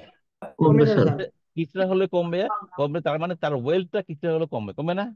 জি আপনার স্যার। ট্যাক্স বেশি হুম। দিলেন, ওয়েল করবে। যার জন্য কিছু ওয়েল দেন, রেড পার্সেন্ট কিছু ওয়েল আপনি কি করলেন কি শেয়ার হোল্ডার না দিয়ে স্যাক্রিফাইস করে আপনার আদার স্টেক হোল্ডার দিয়ে দিলেন আপনি। এই যে দেন, জিনিসটা বুঝছেন? এই লালটা রেড ওয়ান, এই যে দেন জি দেখা যায় এটা করলেন কি। জি তার স্যার। মানে আগে যেখানে শেয়ার হোল্ডার ওয়েলথ মনে করেন $100 বিলিয়ন টাকা, 100 বিলিয়ন ওয়েলথ হতো, এখন করলেন 100 ওয়েলথ থেকে আপনি 20 বিলিয়ন বাদ দিয়ে দিলেন আদার স্টেক হোল্ডার জন্য, বাদ দিয়ে তাহলে আপনার শেয়ার হোল্ডার ওয়েলথে অ্যাড করলেন মনে করেন 80 বিলিয়ন।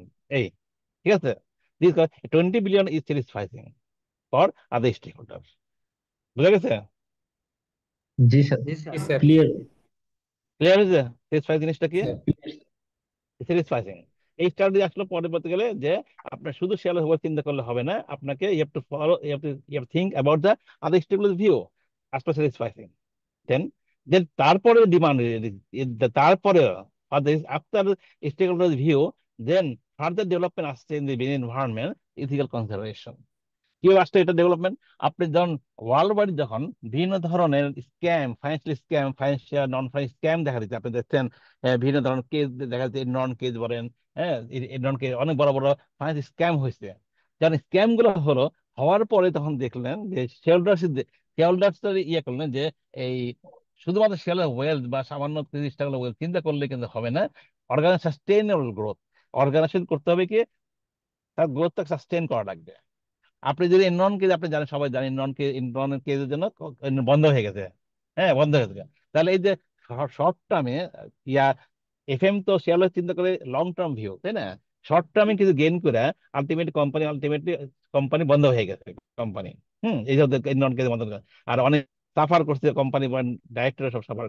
তাহলে আপনি শুধুমাত্র শুধুমাত্র এই খেয়াল চিন্তা না করে আপনি you have to do your business for sustainable growth. খেয়াল করে দেখেন, সাস্টেইনেবল গ্রোথ, গ্রোথ করতে হবে, সাস্টেইন করতে হবে।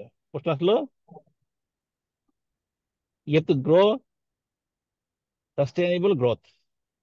সাস্টেইনেবল গ্রোথের জন্য you have to follow the ethical issues. আপনি ইথিক্যাল কনসিডার করা লাগবে। Ethically you have to run your business ethically. Ethically ethically run business করতে গেলে তারপরে সেখানেও কিন্তু আপনি ইথিক্যাল বিজনেস করতে গেলে কিন্তু অনেক কিছু এখানেও অনেক কিছু ফরগো করা লাগবে আপনাকে। তো তার মানে এখানে স্টেক হোল্ডার শেয়ার ওয়েল কিছুটা হলেও আপনাকে ইরোড করবে।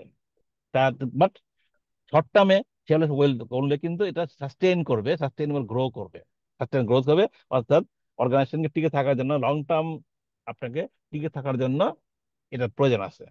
তার মানে ইথিক্যাল ডু দ্য, যেমন ধরেন ইয়েতে এই ইয়েতে এখন ডেভেলপ কান্ট্রি গুলো আপনার কিন্তু আপনার ডেভেলপিং কান্ট্রি থেকে যখন আপনার ইয়ে নেয়, এই যেমন আমাদের গার্মেন্টস নেয়, তখন কিন্তু ইথিক্যাল কনসিডারেশনটা কিন্তু বড় করে দেখে। যেমন ধরেন চাইল্ড লেবার, হ্যাঁ, চাইল্ড লেবারে ইউজ করা যাবে না, এদের এমবার্গো দিয়ে দেয়। চাইল্ড লেবার ইউজ করে না গেলে ডেফিনেটলি চাইল্ড লেবার ইউজ করছেন না, হ্যাঁ ডেফিনেটলি আপনার হ্যাঁ হ্যাঁ কস্ট স্যার। প্রোডাক্ট। হুম না না ভাই। যখন আপনার চাইল্ড লেবার ইউজ করছেন না, তখন কি কস্ট অফ দ্য প্রোডাক্ট বেড়ে যাচ্ছে কিন্তু। কস্ট অফ প্রোডাক্ট বাড়লেও আপনার হয়তো ওয়েলথ কিছুটা ইরোড হচ্ছে, কিন্তু সাস্টেইনেবল গ্রো হচ্ছে। দিস এর ইথিক্যাল কনসেশন পরে ফার্দার মডার্ন যে ডেভেলপমেন্ট আসছে, মডার্ন যে নিড এগুলো আসছে from environment, that is sustainability and ESG reporting. এটা কিন্তু এটা কিন্তু ডেভেলপমেন্ট মডার্ন ডেভেলপমেন্ট, এবং কিন্তু এটা খুব বেশি কিন্তু পরীক্ষা আসে। আমাদের দেশের কন্টেক্সটে একটু কম আসলেও কিন্তু ডেভেলপ কান্ট্রি যারা আইসিডব্লিউ বা সিডব্লিউ বা পার্সু করবেন, ওখানে দেখবেন এই ইএসজি রিপোর্টিং আসছে, ইএসজি রিপোর্টিং কিন্তু ভাইটাল। তার জন্য কিন্তু অ্যাকাউন্টিং এ কিন্তু দুটো ইয়ে আসছে, কি বলে স্ট্যান্ডার্ড আসছে, নাম বলতে পারবেন কেউ? অ্যাকাউন্টিং স্ট্যান্ডার্ড, অ্যাকাউন্টিং পড়ছে আপনারা? অ্যাকাউন্টিং এ পড়েন নাই? জি স্যার, সাস্টেনেবল রিপোর্টিং আইএফআরএস পড়ছেন? S1 S2 আসছে স্যার। ভেরি গুড, হ্যাঁ, আইএফআই S1 S2 আসছে অ্যাকাউন্টিং এ। সুতরাং এটাই আইএফআই S1 S2 কিন্তু প্রচুর প্রশ্ন আসবে কিন্তু। আর সাস্টেনেবিলিটি রিপোর্টিং উপর কিন্তু প্রতি চ্যাপ্টারে অ্যাকাউন্টিং বলেন, এফএম বলেন, বিজনেস ম্যানেজমেন্ট বলেন, ইভেন কেস স্টাডিজও কিন্তু এখানে আসবে কিন্তু। এই সাস্টেনেবিলিটি কনসেপ্টটা সেম কনসেপ্ট, হ্যাঁ, কিন্তু আপনার যে কোনো সাবজেক্ট ম্যাটার আসবে কিন্তু, মাথায় রাখবেন। সাস্টেনেবিলিটি রিপোর্টিং জিনিসটা ধারণা আছে সম্বন্ধে, জিনিসটা কি? জিনিসটা হলো আপনাকে কনসেপ্টটা প্রথম আসছে ফ্রম ইয়ার এনভায়রনমেন্ট থেকে, বুঝছেন? যে রিসোর্স থেকে। আপনি যখন অর্গানাইজেশন গুলো ব্যবসা করে বা using the world resource, world resource, আর দেশের সমস্ত রিসোর্স ইউজ করে কিন্তু ব্যবসা করতেছেন। তাহলে আপনি যদি রিসোর্স যদি আপনি ইউজ করেন নট ফর দ্য কারেন্ট, আপনার রিসোর্স শুধু আপনার জন্য না, এটা কিন্তু আপনার জন্য প্লাস ফিউচার অর্গানাইজেশন, ফিউচার যারা population আসবে, সারা যতদিন ইয়ে থাকবে, যতদিন আপনার ওয়ার্ল্ড থাকবে কিয়ামত পর্যন্ত, সবার জন্য রিসোর্স। আপনি যদি মনে করেন যে এখন এখন যত পদ্মা মেঘনা পানি আছে, সব পানি আমি ইউজ করে শেষ করে ফেলবো, হ্যাঁ, এটা তো আমাদের জন্যই, চলবে না। এই পদ্মা মেঘনা যমুনা পানি যা আছে শুধু আপনার জন্য না, এটা কিন্তু ফর ফিউচার অল জেনারেশন, কিয়ামত পর্যন্ত সবার জন্য কিন্তু। এই চিন্তা করতে হবে। এই চিন্তা করে আপনাকে সাস্টেইনেবল ইস্যুটা আসছে, যে যদি রিসোর্স আছে, ওয়াইল্ড রিসোর্স, বর্তমান এবং ফিউচার সমাজ জেনারেশনের জন্য এই রিসোর্স গুলো আছে। ঠিক আছে? তো এই রিসোর্স গুলোকে আপনি ধ্বংস করতে পারবেন না, ধ্বংস করতে পারবেন না। ধ্বংস করতে না কিন্তু আপনি তাহলে যে প্রশ্ন আসতেছে সারা ওয়ার্ল্ড ওয়াইড ক্লাইমেট চেঞ্জের, যে ক্লাইমেট ইস্যু আসতেছে, হ্যাঁ, যা বা ইয়া ইয়া ইউজ অফ ইয়া কি বলে, রিসোর্স ইউজ অফ কি বলে, ইয়া রিসোর্স মানে কি বলে, রি কি বলে, natural resource sir. Natural resource use করবো, বা যেটা সেটা যাতে নষ্ট না হয়, এটা বলে। এটা টার্ম আছে একটা, যাই হোক। যে ফসিল ফসিল ফসিল ইয়া ফসিল ইয়া ফুয়েল যেটা, এটা ইউজ করা বন্ধ করতে হবে যাতে ক্লাইমেট নষ্ট না হয়, বুঝছেন?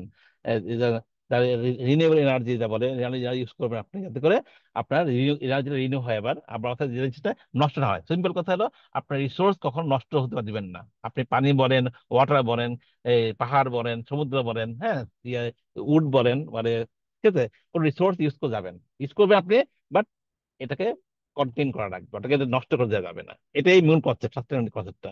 এই কনসেপ্টটাই একটা ইএসজি আকারে আসছে। একটা true sense sustainable ESG different thing না কিন্তু, ঠিক আছে? সাস্টেনেবলটা ব্রড কনসেপ্ট, ব্রড কনসেপ্ট। আর ইএসজি জিনিসটা হলো ওই তিনটা জিনিস মিলিয়ে সাস্টেনেবিলিটি। হ্যাঁ, ট্রু সেন্স সিনোনিম। এটা ইতে হয় এনভায়রনমেন্ট, খেয়াল করে দেখেন, এনভায়রনমেন্ট। এসতে হয় সোশ্যাল, এবং জিতে গভর্নেন্স। হ্যাঁ, গভর্নেন্স। তো এই তিনটে মিলাই কিন্তু ট্রু সাস্টেনেবিলিটি। হ্যাঁ, তা সাস্টেনেবিলিটি জিনিসটাই ইএসজি আকারে আছে বর্তমানে। এটা যেটা কোয়ান্টিফাই করা সম্ভব, অর্থাৎ চেকলিস্ট তৈরি করা সম্ভব। হুম এনভায়রনমেন্ট জন্য আপনি কি কি আপনি করবেন, আপনি, হ্যাঁ, কি কি করতে হবে, চেকলিস্ট তৈরি করবেন। যেমন ধরেন আপনি আপনি রিনিউয়েবল এনার্জি আপনি ইউজ করবেন, এটা নাম্বার ওয়ান। হ্যাঁ, ইউজ করবেন। তারপর এনভায়রনমেন্ট মনে করেন আপনি ইয়ে করবেন, এই কি বলে, এটাকে বলে এই এনার্জি তৈরি করেন। তারপর মনে করেন আপনার এই কার্বন কার্বন ফুটপ্রিন্ট। হুম কার্বন ফুটপ্রিন্ট আপনি ইয়ে করবেন। কার্বন ফুটপ্রিন্ট জিনিসটা কি? যে আপনি যখন, যেমন ধরেন একটা ইউএস একটা কোম্পানি, মানে ভুলে গেছি আমি, হ্যাঁ, সেই কোম্পানিটা তার শার্ট আছে না, তারা গার্মেন্টস গার্মেন্টস ব্যবসা করে, যে শার্ট, ওই শার্টের পিছনে, তার কলারের পিছনে একটা ইয়ে লাগা দেয়, মানে কার্বন কত, এই শার্ট থেকে কত কার্বন ইমিশন হয়, ওটা মেজার করার একটা স্টিকার লাগাই দিচ্ছে। স্টিকার লাগাই দিচ্ছে, যার জন্য সে মনিটর করে যে একটা শার্ট, আপনি যখন যখন ইস্ত্রি করেন, ওদের ওয়াশ করেন, হ্যাঁ, সমস্ত জায়গায়, সমস্ত অ্যাক্টিভিটির জায়গায় কার্বন ইমিশন হয়। যে কোনো কাজ থেকে কার্বন ইমিশন হয় কিন্তু, বুঝছেন? এই শার্ট যখন আপনি ইস্ত্রি করেন, ওয়াশ করেন, মানে গায়ে দেন, এই ঘষাঘষি করেন, তখন কিন্তু কার্বন কার্বন ফুটপ্রিন্ট, কার্বন আপনার ইমিশন হয়। এই জন্য কিন্তু আপনার দেখবেন অনেক ইয়েতে, কি বলে, অনেক অনেক বড় বড় ফাইভ স্টার হোটেলে, রেস্টুরেন্টে অনেকে লেখা থাকে, বুঝছেন, বাথরুমে দেখুন লেখা থাকে, বুঝছেন, যে we let let we maintain our yeah maintain our environment mean, if you do not need to wash to use the towel, and you need to wash the towel, please put it here, or otherwise you retain it in your self, এগুলো লেখা থাকে, বুঝছেন? অর্থাৎ তারা করে, encourage করে না যে ডেইলি আপনি টাওয়ালটা আপনি টাওয়ালটা আপনার না, যদি ধোয়া না লাগে, আপনার নিচে ফেলেন না আপনি। অর্থাৎ আপনি যদি এই টাওয়ালটা যদি একদিন ডেলি না ধোন, তাহলে হবে কি, ওখান থেকে আপনি ওয়াটার বলেন, হ্যাঁ, ওয়াটার রিসোর্স আপনার হবে, কি বলে, সেভ হবে। আবার ওখান থেকে কিন্তু আপনার কার্বন ইমিশনটা কম হবে। এই জন্য কিন্তু বড় বড় 5 স্টার হোটেলে দেখবেন যে বাথরুমে লেখা থাকে এগুলো, ওয়াশরুমে লেখা থাকে এগুলো। এই জন্য সবারই কিন্তু তো ওই ইস্যুটাই আসলো যে সাস্টেইনেবল রিপোর্টের জন্য আপনি এনভায়রনমেন্টকে আপনি কন্টেন করবেন, এনভায়রনমেন্ট যাতে কোনো কিছু, তাই ইএজিতে আপনি যে কোনো অর্গানাইজেশন আপনি এটা যেন সবচেয়ে ভালো রিসোর্স পাবেন আপনি ইয়েতে, ওই বড় বড় ব্যাংকের অ্যানুয়াল রিপোর্ট দেখছেন আপনি, অ্যানুয়াল রিপোর্ট ব্যাংকের। হ্যালো, জি স্যার। জি কথা স্যার। শোনা যায় না, বলেন, জোরে বলেন, জোরে বলেন। স্যার দেখেছি, স্যার দেখেছি। অ্যানুয়াল রিপোর্ট, স্পেশাল ব্যাংকে অ্যানুয়াল রিপোর্ট বা মাল্টিন্যাশনাল কোম্পানি অ্যানুয়াল রিপোর্ট গুলো দেখবেন যে ইএজি রিপোর্টিং আছে, বুঝছেন? রিপোর্টিং আছে, ওখানে যে চেকলিস্ট আছে, চেকলিস্ট, ওই চেকলিস্ট গুলো আপনি একটা সামারি করে রাখবেন পরীক্ষা হলের জন্য। এক্সাম হলে কিন্তু অনেক সময় চেকলিস্ট অলমোস্ট দেখবেন সবগুলো কমন, যেমন এনভায়রনমেন্টে আপনি ওয়াটার বলেন, ওয়াটার রিসোর্স বলেন, হ্যাঁ, বা কার্বন ইমিশন বলেন, এগুলো কত কিভাবে কমাবেন, ওগুলো কিন্তু মোটামুটি মোরাল বেস কিন্তু কমন থাকে। সোশ্যাল মনে করেন, social maximum link with year environment as a employee issue থাকে, বুঝছেন? তাহলে আপনি এই যে ইয়েগুলা, তারপরে গভর্নেন্স ইস্যু আছে, সরকার কি হাউ এগুলা এনভায়রনমেন্ট আর সোশ্যাল ইস্যু গুলাকে আপনাকে কোম্পানি রান করবে, এই ইস্যুগুলো আছে, বুঝছেন? তো এইগুলো দেখবেন যে মোরাল বেস কিন্তু দেখবেন সবার কাছে একই রকম ওই চেকলিস্ট দেওয়া থাকে ইএজির, বুঝছেন? এনভায়রনমেন্টের কি কি পয়েন্ট আপনার আসবে, তারপরে সোশ্যালে কি কি পয়েন্ট আসবে, তারপরে গভর্নেন্স কি কি পয়েন্ট আসবে, মোরালেস সেম দেখবেন। এই জন্য আপনারা সবচেয়ে ভালো রিসোর্স দিলাম যে আপনারা করবেন কি, ভালো ব্যাংক বা মাল্টিন্যাশনাল কোম্পানি, এভরিসাইমেন্ট কোম্পানি বলেন, গ্লাক্সো বলেন, হ্যাঁ, বা ইউনিলিভার বলেন, ওইসব কোম্পানির রিপোর্টের মধ্যে আপনি দেখবেন ইএসজি রিপোর্ট আসতে পারে, ইএসজি রিপোর্টে আছে, এবং ইএসজি এর এনভায়রনমেন্ট কি কি পয়েন্ট তারা মেনটেন করতেছে, মেজার কিভাবে করতেছে, সোশ্যাল কি কি পয়েন্ট আছে মেজার করতেছে, গভর্নেন্স কিভাবে পয়েন্ট আছে এবং মেজার করতেছে, এই পয়েন্ট গুলো আপনারা করবেন কি, সামারি করে নেবেন একটা। এই পয়েন্ট সামারি করে নিলে হবে কি, আপনাদের দেখবেন সব সাবজেক্ট, ফাইন্যান্সিয়াল অ্যাকাউন্টিং, এফএম বলেন, হ্যাঁ, তারপরে বিজনেস ফাইন্যান্স বলেন, বিজনেস ম্যানেজমেন্ট বলেন, কেস স্টাডি, সব জায়গায় কাজে লাগবে আপনার, বুঝছেন? ক্লিয়ার? বুঝতে পারলেন আমার স্টাডিতে, বুঝতে পারলেন জি স্যার। কি বললাম? তাই এটা এটা কিন্তু ভাইটাল বললাম যে এটা সব মোটামুটি একই জিনিস, সব পরীক্ষা আসবে। সুতরাং ভালো ভালো কিন্তু পয়েন্ট পাওয়ার, নাম্বার পাওয়ার ভালো পয়েন্ট, বুঝছেন? এই জিনিসটা মাথায় রাখবেন। এই হলো আমাদের মোটামুটি সামনে, কেন আমি ডিটেল ওয়ান টু পড়ার কথা না, আমি ডিটেল কেন পড়লাম, কেন এই প্রতিটা জিনিসই কিন্তু প্রত্যেক চ্যাপ্টারে লাগবে। চ্যাপ্টার ওয়ানের যে অবজেক্টিভ গুলো প্রত্যেক চ্যাপ্টারে লাগবে। আর 9-10 যেহেতু আপনার ইন ডেপথ পড়েন নাই, তাই আমি দেখা দিলাম আপনাদেরকে যেটুকু আমাদের লাগবে। আর বাকিটুকু যেহেতু চ্যাপ্টার ওয়ান মেজর পড়ার কথা, ওই সময় পেলে পুরোটা পড়ে দিই, বাকি যেগুলো আছে মোটামুটি এইগুলোই আছে চ্যাপ্টারে, আমি সাবানি রাখা দেখলাম আমাদেরকে, ঠিক আছে? এন্ড দেন আমাদের অবজেক্টিভ, তাহলে আমরা বুঝলাম রিস্ক ম্যানেজমেন্ট করবো 9 and 10 স্পেশালি। তো অবজেক্টিভ অলওয়েজ রিস্ক ম্যানেজমেন্ট করতে যাইয়া আমাদের যাতে করে রিস্কটাকে মিটিগেট করা যায়, আইদার কমানো যায়, অথবা রিস্কটাকে কমানো, মেনটেন করা যায়, কন্টেইন করা যায়, এটা অবজেক্ট অ্যাভয়েড থাকবে। করা যায় কিনা। হ্যাঁ, রাইট। যাতে করে ওই রিস্কের মাধ্যমে আমাদের ক্যাশ ফ্লো অ্যাডভার্স ইম্প্যাক্ট না করে। যদি ক্যাশ ফ্লো অ্যাডভার্স ইম্প্যাক্ট না করে, অ্যাজ ওয়েল অ্যাজ রিস্ক কমায়, যদি আমি কস্ট অফ ক্যাপিটাল কমাতে পারি, তাহলে ওই যে বলছিলাম যে cash flow and cost of capital, cash flow বাড়াতে হবে, অথবা ক্যাশ ফ্লো কমানো যাবে না রিস্কের কারণে। আর রিস্কের কারণে আমাদের কস্ট অফ ক্যাপিটাল, যেমন কস্ট অফ ক্যাপিটাল যাতে করে না বাড়ে, ওটাই দেখা লাগবে। ওটাই যদি করতে পারি, তাহলে কিন্তু ওদের যে বললাম যে আমাদের কি বলে, ওয়েলথে অ্যাড হবে, কিভাবে, ভ্যালু, কোম্পানি ভ্যালু বাড়ায়। বুঝতে পারছেন এই পর্যন্ত? জি স্যার। ফাইন। আমাদের চ্যাপ্টার আসেন 9 and 10 আগে আমরা, বুঝছেন? আসেন 9 and 10, ওয়ানটা বন্ধ করে দিই।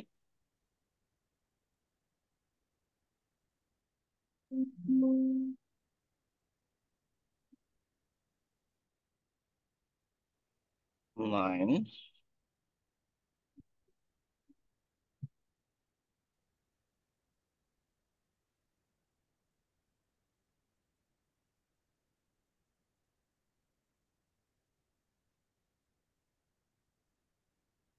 দেখা যায়। জি স্যার। জি স্যার দেখা জি স্যার। যাচ্ছে। আচ্ছা, আরেকটা কথা বলে রাখি, আমাদের এফএম সাবজেক্টটা বুঝছেন, এফএম সাবজেক্টের পাস পাস করা সবচেয়ে সহজ আর সবচেয়ে কঠিন। যারা ফলো করতে পারে তারা সহজে একটা পাস করে বুঝছেন, আর যারা ফলো করতে পারে না তারা কিন্তু তাদের সাফার করে। সহজ কিরকম, আমি প্রতি ক্লাসেই বলি যে চ্যাপ্টার 9 and 10 যে ডেরিভেটিভসটা, এই চ্যাপ্টার 9 and 10 এর মধ্যে যেহেতু চ্যাপ্টারটা মোটামুটি মানে ম্যাক্সিমাম স্টুডেন্ট নতুন, 9 and 10 প্রতি বছর অ্যাটলিস্ট 30 নাম্বার থাকে, 30 জি নাম্বার স্যার 30 ম্যাপিং থাকে। নাম 9 10 যদি করতে পারেন, ভালো মতো করতে পারেন, তাহলে কিন্তু পাস করা মোটামুটি হয়ে যাবে। 30 মার্ক যদি ভালো মতো করতে পারেন 9 and 10। লাস্ট ক্লাস, গত প্রতি ক্লাসে আমি বলি এই কথা, যেমন এই লাস্ট উইকে আমি যেমন সাউদি ব্যাংকে চেয়ারম্যানের সাথে দেখা করতে গেছিলাম বুঝছেন, ওখানে আমার হঠাৎ করে একজন একজন অফিসার আমাকে আমাকে আমি কিন্তু সবাইকে তো আর ক্লাস তো প্রতি বছরই নেই তাই না, আমাকে স্যার স্যার আপনি চিনতে পারছেন, আমি চিনতে পারি আমি ঠিক চিনতে পারলাম না। তাহলে বললো স্যার আমি আপনার গত আগের টার্ম এফএম ক্লাস করছিলাম, আপনার ক্লাস ফলো করে আমি 9 10 ভালোভাবে পড়ছিলাম। 30 নাম্বার আসতো 9 10 থেকে, পুরোটা ভালোভাবে পড়ছি, একটা পাস করে গেছে বুঝছেন। তো আমার মনে রাখতো, যেহেতু আমি তো স্টুডেন্ট অনেক থাকে, তাদের মনে রাখার তো স্কোপ কম। গুড, ভালো, একটা পাস করছে, শুনে ভালো লাগলো। এই যে সবসময় বলি যে আপনারা 9 10 খুব ভালো করে দেখবেন, সবই দেখবেন। 9 10 যদি দেখতে পারেন সহজে পাস করতে পারবেন, ঠিক আছে। আচ্ছা, 9 আরেকটা কথা, যে আমাদের এই এফএম বইটা, যে আমাদের যে ম্যানুয়ালটা, ম্যানুয়ালের বাইরে পড়ার কোনো প্রয়োজন নাই, জাস্ট ম্যানুয়ালটা পড়বেন। আর ম্যানুয়ালটা কনসেপ্ট ডেভেলপ করবেন, কনসেপ্টটা আমি দেখা দেবো, পুরো ফুল কনসেপ্টটা দেখা দেবো। আর আপনারা ম্যানুয়াল পিছনে যে কোশ্চেন গুলো আছে সলভ করবেন, আর সময় পেলে লাইব্রেরিতে আইসিডব্লিউ কোশ্চেন ব্যাংক আছে, কোশ্চেন ব্যাংকটা দেখবেন। এর বাইরে কোনো বই পড়ার প্রয়োজন নাই, কোনো নোট নেওয়ার প্রয়োজন নাই, জাস্ট ম্যানুয়াল পড়বেন। বুঝতে পারলেন? জি ক্লিয়ার তো? স্যার। জি স্যার। অন্য বই পড়া নোট পড়া সময় নষ্ট না করে জাস্ট আমি যেভাবে পড়াবো কনসেপ্ট ডেভেলপ করবেন, দেন নিজে প্র্যাকটিস করবেন, হলো বইয়ের পিছনে অঙ্কগুলো করবেন এন্ড করবেন, এই আইসিডব্লিউর করবেন, কোশ্চেন ব্যাংকটা কোশ্চেন দেখবেন। ব্যাংক আর কি পড়ার দরকার নাই, আপনি এইটুকু ফলো করতে পারলে 9 10 কমপ্লিট করতে পারলে ইজিলি পাস করতে পারবেন আপনি, ঠিক আছে। ফাইন, জি স্যার। আসেন। তারপরে এই বইতে আমি যা পড়াবো সব বইতে আছে, আর প্র্যাকটিক্যাল যেগুলা যে আছে বইতে নাই, হয়তো অনেক কথাই বলবো যে প্র্যাকটিক্যাল, খেয়াল খেয়াল করবেন। আর আমি আমি প্র্যাকটিক্যাল ওরিয়েন্টেড, অ্যাকচুয়ালি প্র্যাকটিক্যাল কিভাবে ইউজ হয় ওভাবেই কিন্তু দেখে আমি, বুঝছেন। তাই জন্য খেয়াল করবেন। আর যা এভরিথিং কিন্তু বই কিছু আসে। আচ্ছা, রিস্ক বলছিলাম আমরা, managing financial risk, interest rate risk and other risk বলছেন। 3 ধরনের রিস্ক আমরা দেখবো এখানে। আমরা রিস্ক বলতে কি বোঝায়, হুম রিস্ক বলতে কি বোঝায়, FM point of view risk তো ভিন্ন হয়, ভিন্ন ডিফাইন করেন। FM point of view risk মানেই হলো, দেখেন খেয়াল বলছেন, variability return, variability in return, এটা বোঝায় রিটার্ন। আচ্ছা, এই ভেরিয়েবিলিটি রিটার্ন, রিটার্ন বলতে যেটা আমরা বুঝি, শেয়ারহোল্ডার, যে শেয়ারহোল্ডার যে ক্যাশ ফ্লো আসে অর্থাৎ এনপিভি আসে, ওখান থেকে ইপিএস এ শর্ট টার্মে ইপিএস বোঝাই, আর লং টার্মে ভ্যালু বোঝাই আমরা, তাই না। তাহলে শেয়ারহোল্ডার্স কে আমি যে রিটার্ন পাই ফ্রম ফ্রম যেটা আমরা একটু প্রথম চ্যাপ্টারে বললাম, শেয়ারহোল্ডার রিটার্ন, শেয়ারহোল্ডার যেটা শেয়ারহোল্ডার ভ্যালু, ওখানে ভ্যারি করে, আর্নিং যে ভ্যারি করে, যে শর্ট টার্মে যে আর্নিংটা আমরা বুঝি, তাই না। আর্নিং যদি ভ্যারি করে তখন রিস্ক, অর্থাৎ দ্যাট সিম্পল হইতে ক্যাশ ফ্লো যে ভ্যারি করবেন, ক্যাশ ফ্লো ভ্যারি করেন, তখন কিন্তু শেয়ারহোল্ডার রিস্ক ইনভলভ করে। হুম এফএম পয়েন্ট অফ ভিউ আমরা বলবো ক্যাশ ফ্লো ভ্যারি করলেই, ক্যাশ ফ্লো আপ ডাউন করলে, অর্থাৎ ক্যাশ ফ্লো যদি স্টেডি ডেভেলপমেন্ট না হয়, তাহলে কিন্তু শেয়ারহোল্ডার্স ফিল রিটার্ন, হঠাৎ করে আপ হলো, হঠাৎ ডাউন হয়ে গেল, এটা রিস্ক রয়েছে, ঠিক আছে। রিস্ক সোর্স গুলো কি কি আছে, রিস্ক আছে ফ্রম উইদিন এনভায়রনমেন্ট থেকে। অলওয়েজ মাথায় রাখবেন যে এনভায়রনমেন্টে বিজনেস করি আমরা, এনভায়রনমেন্টে রিস্ক গুলো আসে। কিরকম আসে, যেমন কাস্টমার ডিমান্ড থেকে রিস্ক হতে পারে, কাস্টমার ডিমান্ড কমে গেলে বা অ্যাব্রাপ্টলি কমে গেলে বা চেঞ্জ হয়ে গেলে, তারপর রাইভালস অ্যাকশন, আপনার যে নতুন কোনো কম্পিউটার চলে আসে, কম্পিউটার যদি ডাম্পিং করে প্রাইসে, ওখান থেকে আসবে। ইকোনমিক এনভায়রনমেন্ট আসতে পারে, ইকোনমিক ফ্যাক্টরের কারণে হতে পারে।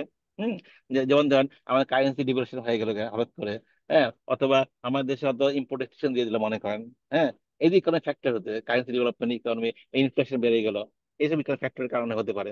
সোশিয়াল এন্ড ডেমোগ্রাফিক কন্ডিশন, একটু আগে বললাম যেটা সাস্টেনেবল রিপোর্টের ইস্যু আসতেছে, সাস্টেনেবল ডিমান্ড যেটা আছে, ডেমোগ্রাফিক ম্যান পাওয়ার ইস্যু আছে, যে আমাদের ম্যান পাওয়ার যে আপনাদের ইস্যু আছে, সোশ্যাল ইস্যু আছে, ওই ইস্যুগুলোর কারণে কিন্তু আপনার আপনার এনভায়রনমেন্ট চেঞ্জ আসে। এনভায়রনমেন্ট চেঞ্জ আসলে কিন্তু আপনার organization have to adapt to change. যদি এটা চেঞ্জকে অ্যাডাপ্ট না করতে পারেন তাহলে কিন্তু আপনার এই সাস্টেন করবে, অর্গানাইজেশন সাস্টেন করবে না, ক্যাশ ফ্লো। যেমন ধরেন আপনার যেমন ছিল এই আগে বেশ আজ থেকে মনে করেন 30-40 বছর আগে মানে মোবাইল ফোনে তার একচেটিয়া ব্যবসা কার ছিল? মোবাইল ফোনের গ্রামীণ ফোন স্যার। 40 বছরে না, মোবাইল সেট সেটি ছিল sir Nokia Nokia Nokia. Sir. Nokia ছিল, রাইট? হ্যাঁ, নোকিয়া রাইট।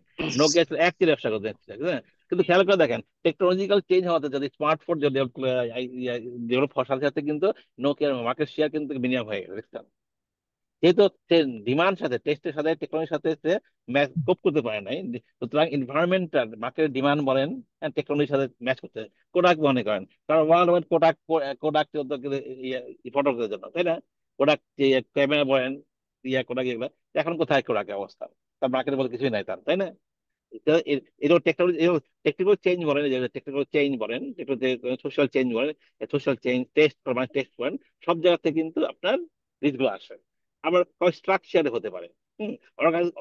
স্ট্রাকচার আপনি জানেন অর্গানাইজেশন গুলো যে ডেভেলপ করে, অর্গানাইজেশন গুলো আপনার কিছু অর্গানাইজেশন আছে যে ক্যাপিটাল ইনসেনটিভ, কিছু অর্গানাইজেশন আছে আপনার সার্ভিস ওরিয়েন্টেড, বুঝছেন? এই কস্ট স্ট্রাকচারের উপর বেস করে কিন্তু অনেকগুলো রিস্ক ইনভলভ আসে।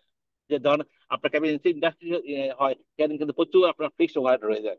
ফিক্সড ওভারহেড কিন্তু বড় একটা বার্ডেন হয়ে যাবে অর্গানাইজেশন।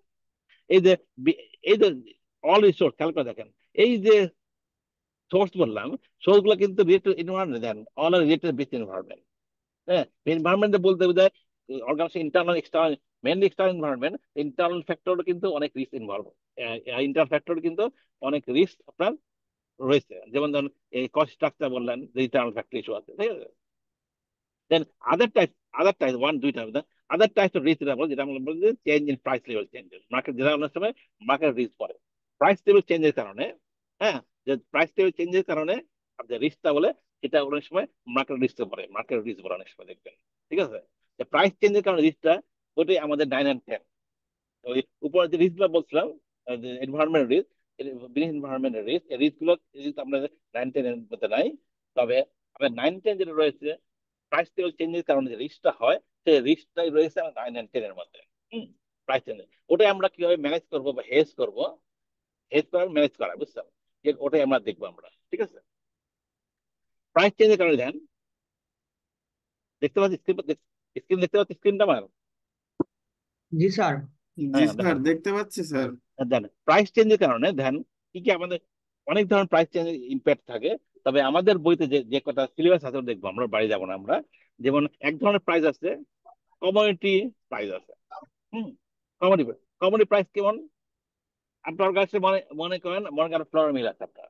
হুম, ফ্লাওয়ার মিল আছে, আপনি নিউ টু ইম্পোর্ট কি হুইট, তাই না? ইম্পোর্ট হুইট দ্বারা আপনার ফ্লাওয়ার, তাহলে আপনার কমোডিটি প্রাইস হুইটটা সিরিয়াল বিজনেস, আপনার যখন আপনার ক্রপ হয় তখন আপনার এটা প্রোডাকশন হয়। এবার এই ক্রপের এটা দামও কিন্তু অনেক ডিপেন্ড করে আপনার কিরকম এটা প্রোডাকশন হয় তার উপর। ওয়ার্ল্ড এনভায়রনমেন্ট অনেক কিছুর উপর ডিপেন্ড করে এটা প্রাইসটা। এই প্রাইস গুলো কিন্তু বাড়ে কমে গ্রাজুয়ালি, ন্যাশনাল লেভেল বা ইন্টারন্যাশনাল লেভেল বলেন, সব জায়গায় কিন্তু প্রাইস বাড়ে কমে। তাহলে এই কমোডিটি প্রাইস যে বাড়ে কমার কারণে কিন্তু আপনি যারা এই কমোডিটি যারা ব্যবসা করছেন বা ইউজ করছেন, তাদের ক্ষেত্রে রিস্ক থাকে, থাকে না? কি বলেন? আপনি যদি যেহেতু আপনি কমোডিটি ব্যবসা করেন বা কমোডিটি ইউজ করেন, ইনপুট ইউজ করেন, কমোডিটি প্রাইস আপ ডাউন করে, তাহলে আপনার জন্য রিস্ক আছে বা রিস্ক নাই? জি স্যার, আছে স্যার। আছে। জি স্যার, জি স্যার। রিস্ক আছে স্যার। জি স্যার, ঠিক আছে, স্যার।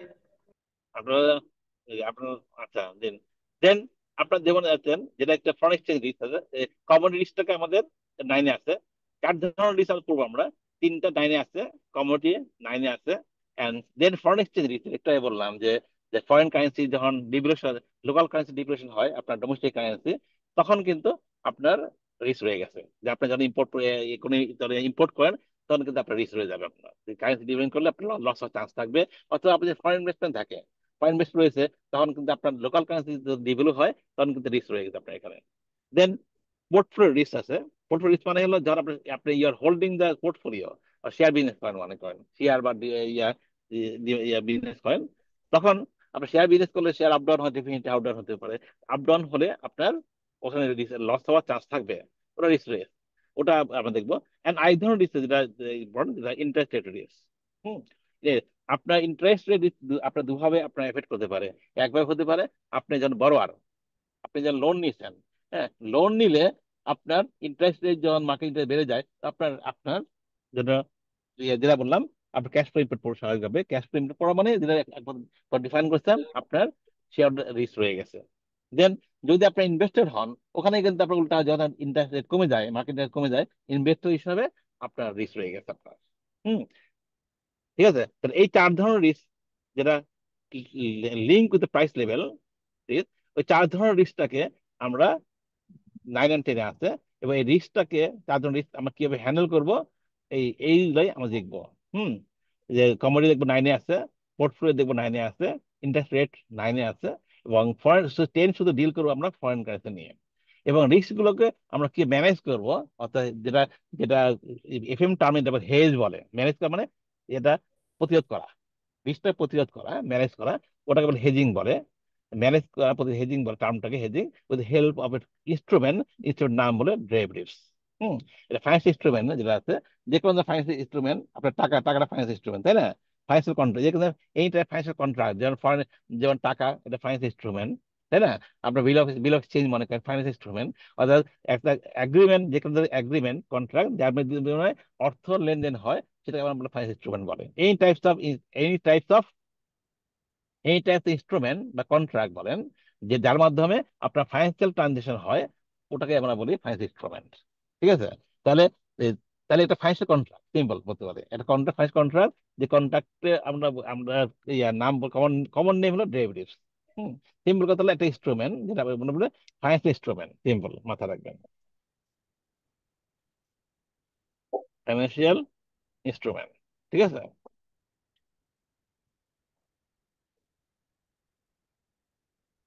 ফাইন্যান্স ইনস্ট্রুমেন্ট, ওই এই ফাইন্যান্স ইনস্ট্রুমেন্ট অনেক ধরনের বললে, এক্সাম্পল দিলাম, টাকা বললাম ফাইন্যান্স ইনস্ট্রুমেন্ট। তবে যে ধরনের ফাইন্যান্স ইনস্ট্রুমেন্ট ইউজ করবো, ওই ইনস্ট্রুমেন্টকে নাম হলো ডেরিভেটিভস। যে ধরনের ফাইন্যান্স ইনস্ট্রুমেন্ট নাম হলো ডেরিভেটিভস, ইনস্ট্রুমেন্ট বা ডেরিভেটিভস বলে। ক্লিয়ার এই পর্যন্ত? জি স্যার। কথা সাউন্ড তো ক্লিয়ার না, কি বলছে, কথা বললেন? হ্যালো, জি জি স্যার। Sir sir clear. শুনতে পাচ্ছেন স্যার? হ্যাঁ, এই পর্যন্ত ক্লিয়ার না? জি with the sir, help of clear। Finance instrument use করে আমরা স্যার এই ইয়ে করবো। ফাইন্যান্স ইনস্ট্রুমেন্ট যেটা ইউজ করবো, ওটাকে আমরা বলবো ডেরিভেটিভস, বলবো ডেরিভেটিভস বলবো আমরা। হুম ডেরিভেটিভ জিনিসটা কি, কয় ধরনের এবং কিভাবে ইউজ করবো, কিভাবে ইউজ করে আমরা রিস্ক ম্যানেজ করবো, ওই জিনিস দেখবো আমরা। হ্যাঁ, আচ্ছা, তাহলে এই যে ইনস্ট্রুমেন্ট, ধ্যান করেন, যে ইনস্ট্রুমেন্টটা, তাহলে ডেরিভেটিভ জিনিসটা পরে পরে দেখবো আমরা। ইনস্ট্রুমেন্ট ইউজ করে আমরা কি করবো, রিস্কটাকে ম্যানেজ করবো। ধ্যান খেয়াল করেন, আমরা ইউজ করবো, আমরা রিস্কটা ম্যানেজ করবো, আমরা রিস্কটাকে ম্যানেজ করবো আমরা। এই ফাইন্যান্স ইনস্ট্রুমেন্ট ইউজ করে আমরা রিস্কটা ম্যানেজ করবো। রিস্ক ম্যানেজ করবো, এই রিস্ক ম্যানেজ করাই এটাকে বলে, আমাকে বলে হেজিং বলে। আমাদের এই ইয়েতে রিস্কটাকে হেজ করবো আমরা। ঠিক আছে, জি স্যার। তা 3টে টার্ম এখানে। গত ক্লাসে কেউ আসেন নাকি? গত ক্লাসে মনে হচ্ছে আসেন নাকি, মনে হচ্ছে লাস্ট ক্লাসে ছিলেন কেউ নাকি আপনারা? হ্যালো, আপনাদের সাথে আমাদের first class sir. First class sir. আমাদের ফার্স্ট ক্লাস কেউ ছিলেন না তো? ফাইন, না আচ্ছা ঠিক আছে, ফাইন, অসুবিধা নেই। দেখেন, খেয়াল করেন, তা আমরা 3টে টার্ম দেখলাম। একটা টার্ম দেখলাম ফাইন্যান্স ইনস্ট্রুমেন্ট, বুঝলাম ডেরিভেটিভ জিনিসটা দেখবো আমরা। জিনিসটা বললাম আমরা with the help of derivatives এর মাধ্যমে আমরা রিস্কটা ম্যানেজ করবো। রিস্কটা ম্যানেজ করবো, এটাকে বলে ডেরিভেটিভস এর মাধ্যমে হেজিং বলে। ডেরিভেটিভস এর মাধ্যমে যখন রিস্ক ম্যানেজ করা হয়, এটাকে বলে হেজিং বলে। হেজিং মানে হলো রিস্ক ম্যানেজমেন্ট করা with the help of derivatives এর মাধ্যমে। ক্লিয়ার এই পর্যন্ত? স্যার জি স্যার। ডেরিভেটিভসটা যদি একটু স্যার ডেরিভেটিভস, বলতেন হ্যাঁ, কি ডেরিভেটিভস পরে, ডেরিভেটিভস কি পরে দেখবো আমরা। আগে বুঝলাম রিস্কটাকে ম্যানেজ করব।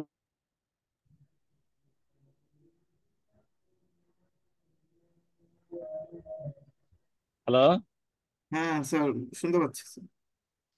আমরা বললাম ডেরিভেটিভস এর মাধ্যমে আমরা ডেরিভেটিভস জিনিসটা কি পরে দেখবো আমরা। ডেরিভেটিভ একটা ফাইন্যান্স ইনস্ট্রুমেন্ট। ফাইন্যান্স ইনস্ট্রুমেন্ট জিনিসটা কি?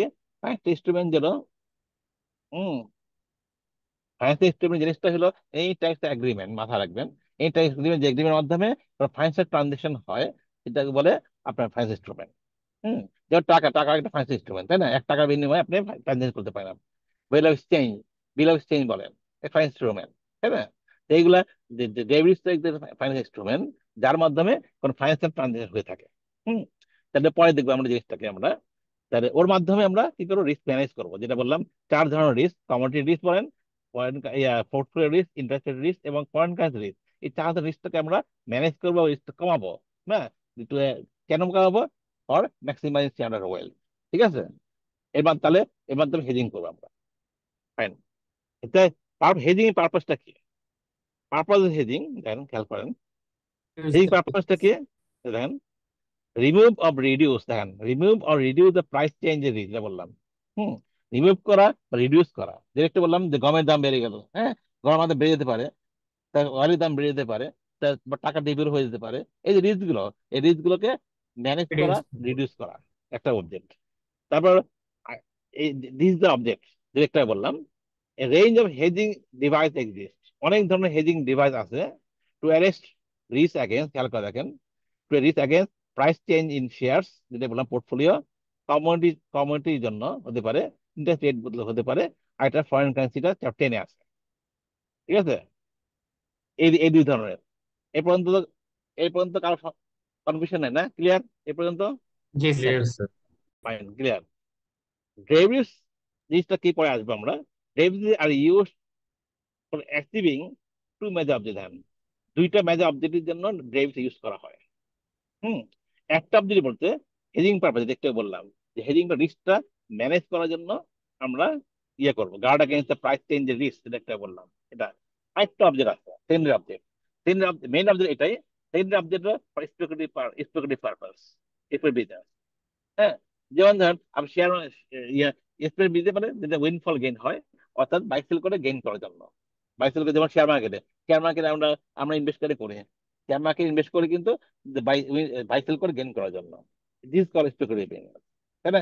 তো ডেরিভেটিভসও কিন্তু বাই সেল করে, শেয়ার মার্কেটের মতো বাই সেল করে গেইন করা সম্ভব ডেরিভেটিভস। ঠিক আছে? শেয়ার মার্কেট এই 2টা অবজেক্ট আছে, একটা হলো এই 2 অবজেক্ট, এই 2টার মধ্যে করা সম্ভব। ঠিক আছে? আচ্ছা, নামার সময় হচ্ছে। আমরা এক কাজ করে এই পর্যন্ত পড়লাম, নেক্সট ক্লাস এখানে আরম্ভ করবো, ডেভিস আরম্ভ করবো আমরা। Sure sir. ঠিক আছে? ক্লাস অনেকে ইফতারের সময় হয়ে যাচ্ছে আমাদের অনেকে। তাহলে নেক্সট ক্লাস থেকে আমরা ডেভিস থেকে কি জিনিসটা কি, এখান থেকে আরম্ভ করবো। হ্যাঁ, ঠিক আছে? হ্যাঁ জি শিওর। স্যার।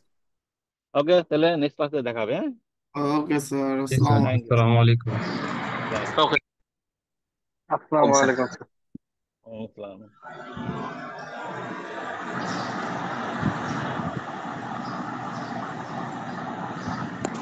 সবাই ক্লাস সার্টিফিকেট পাইছেন না? হ্যাঁ পেয়েছি তো। আচ্ছা আচ্ছা।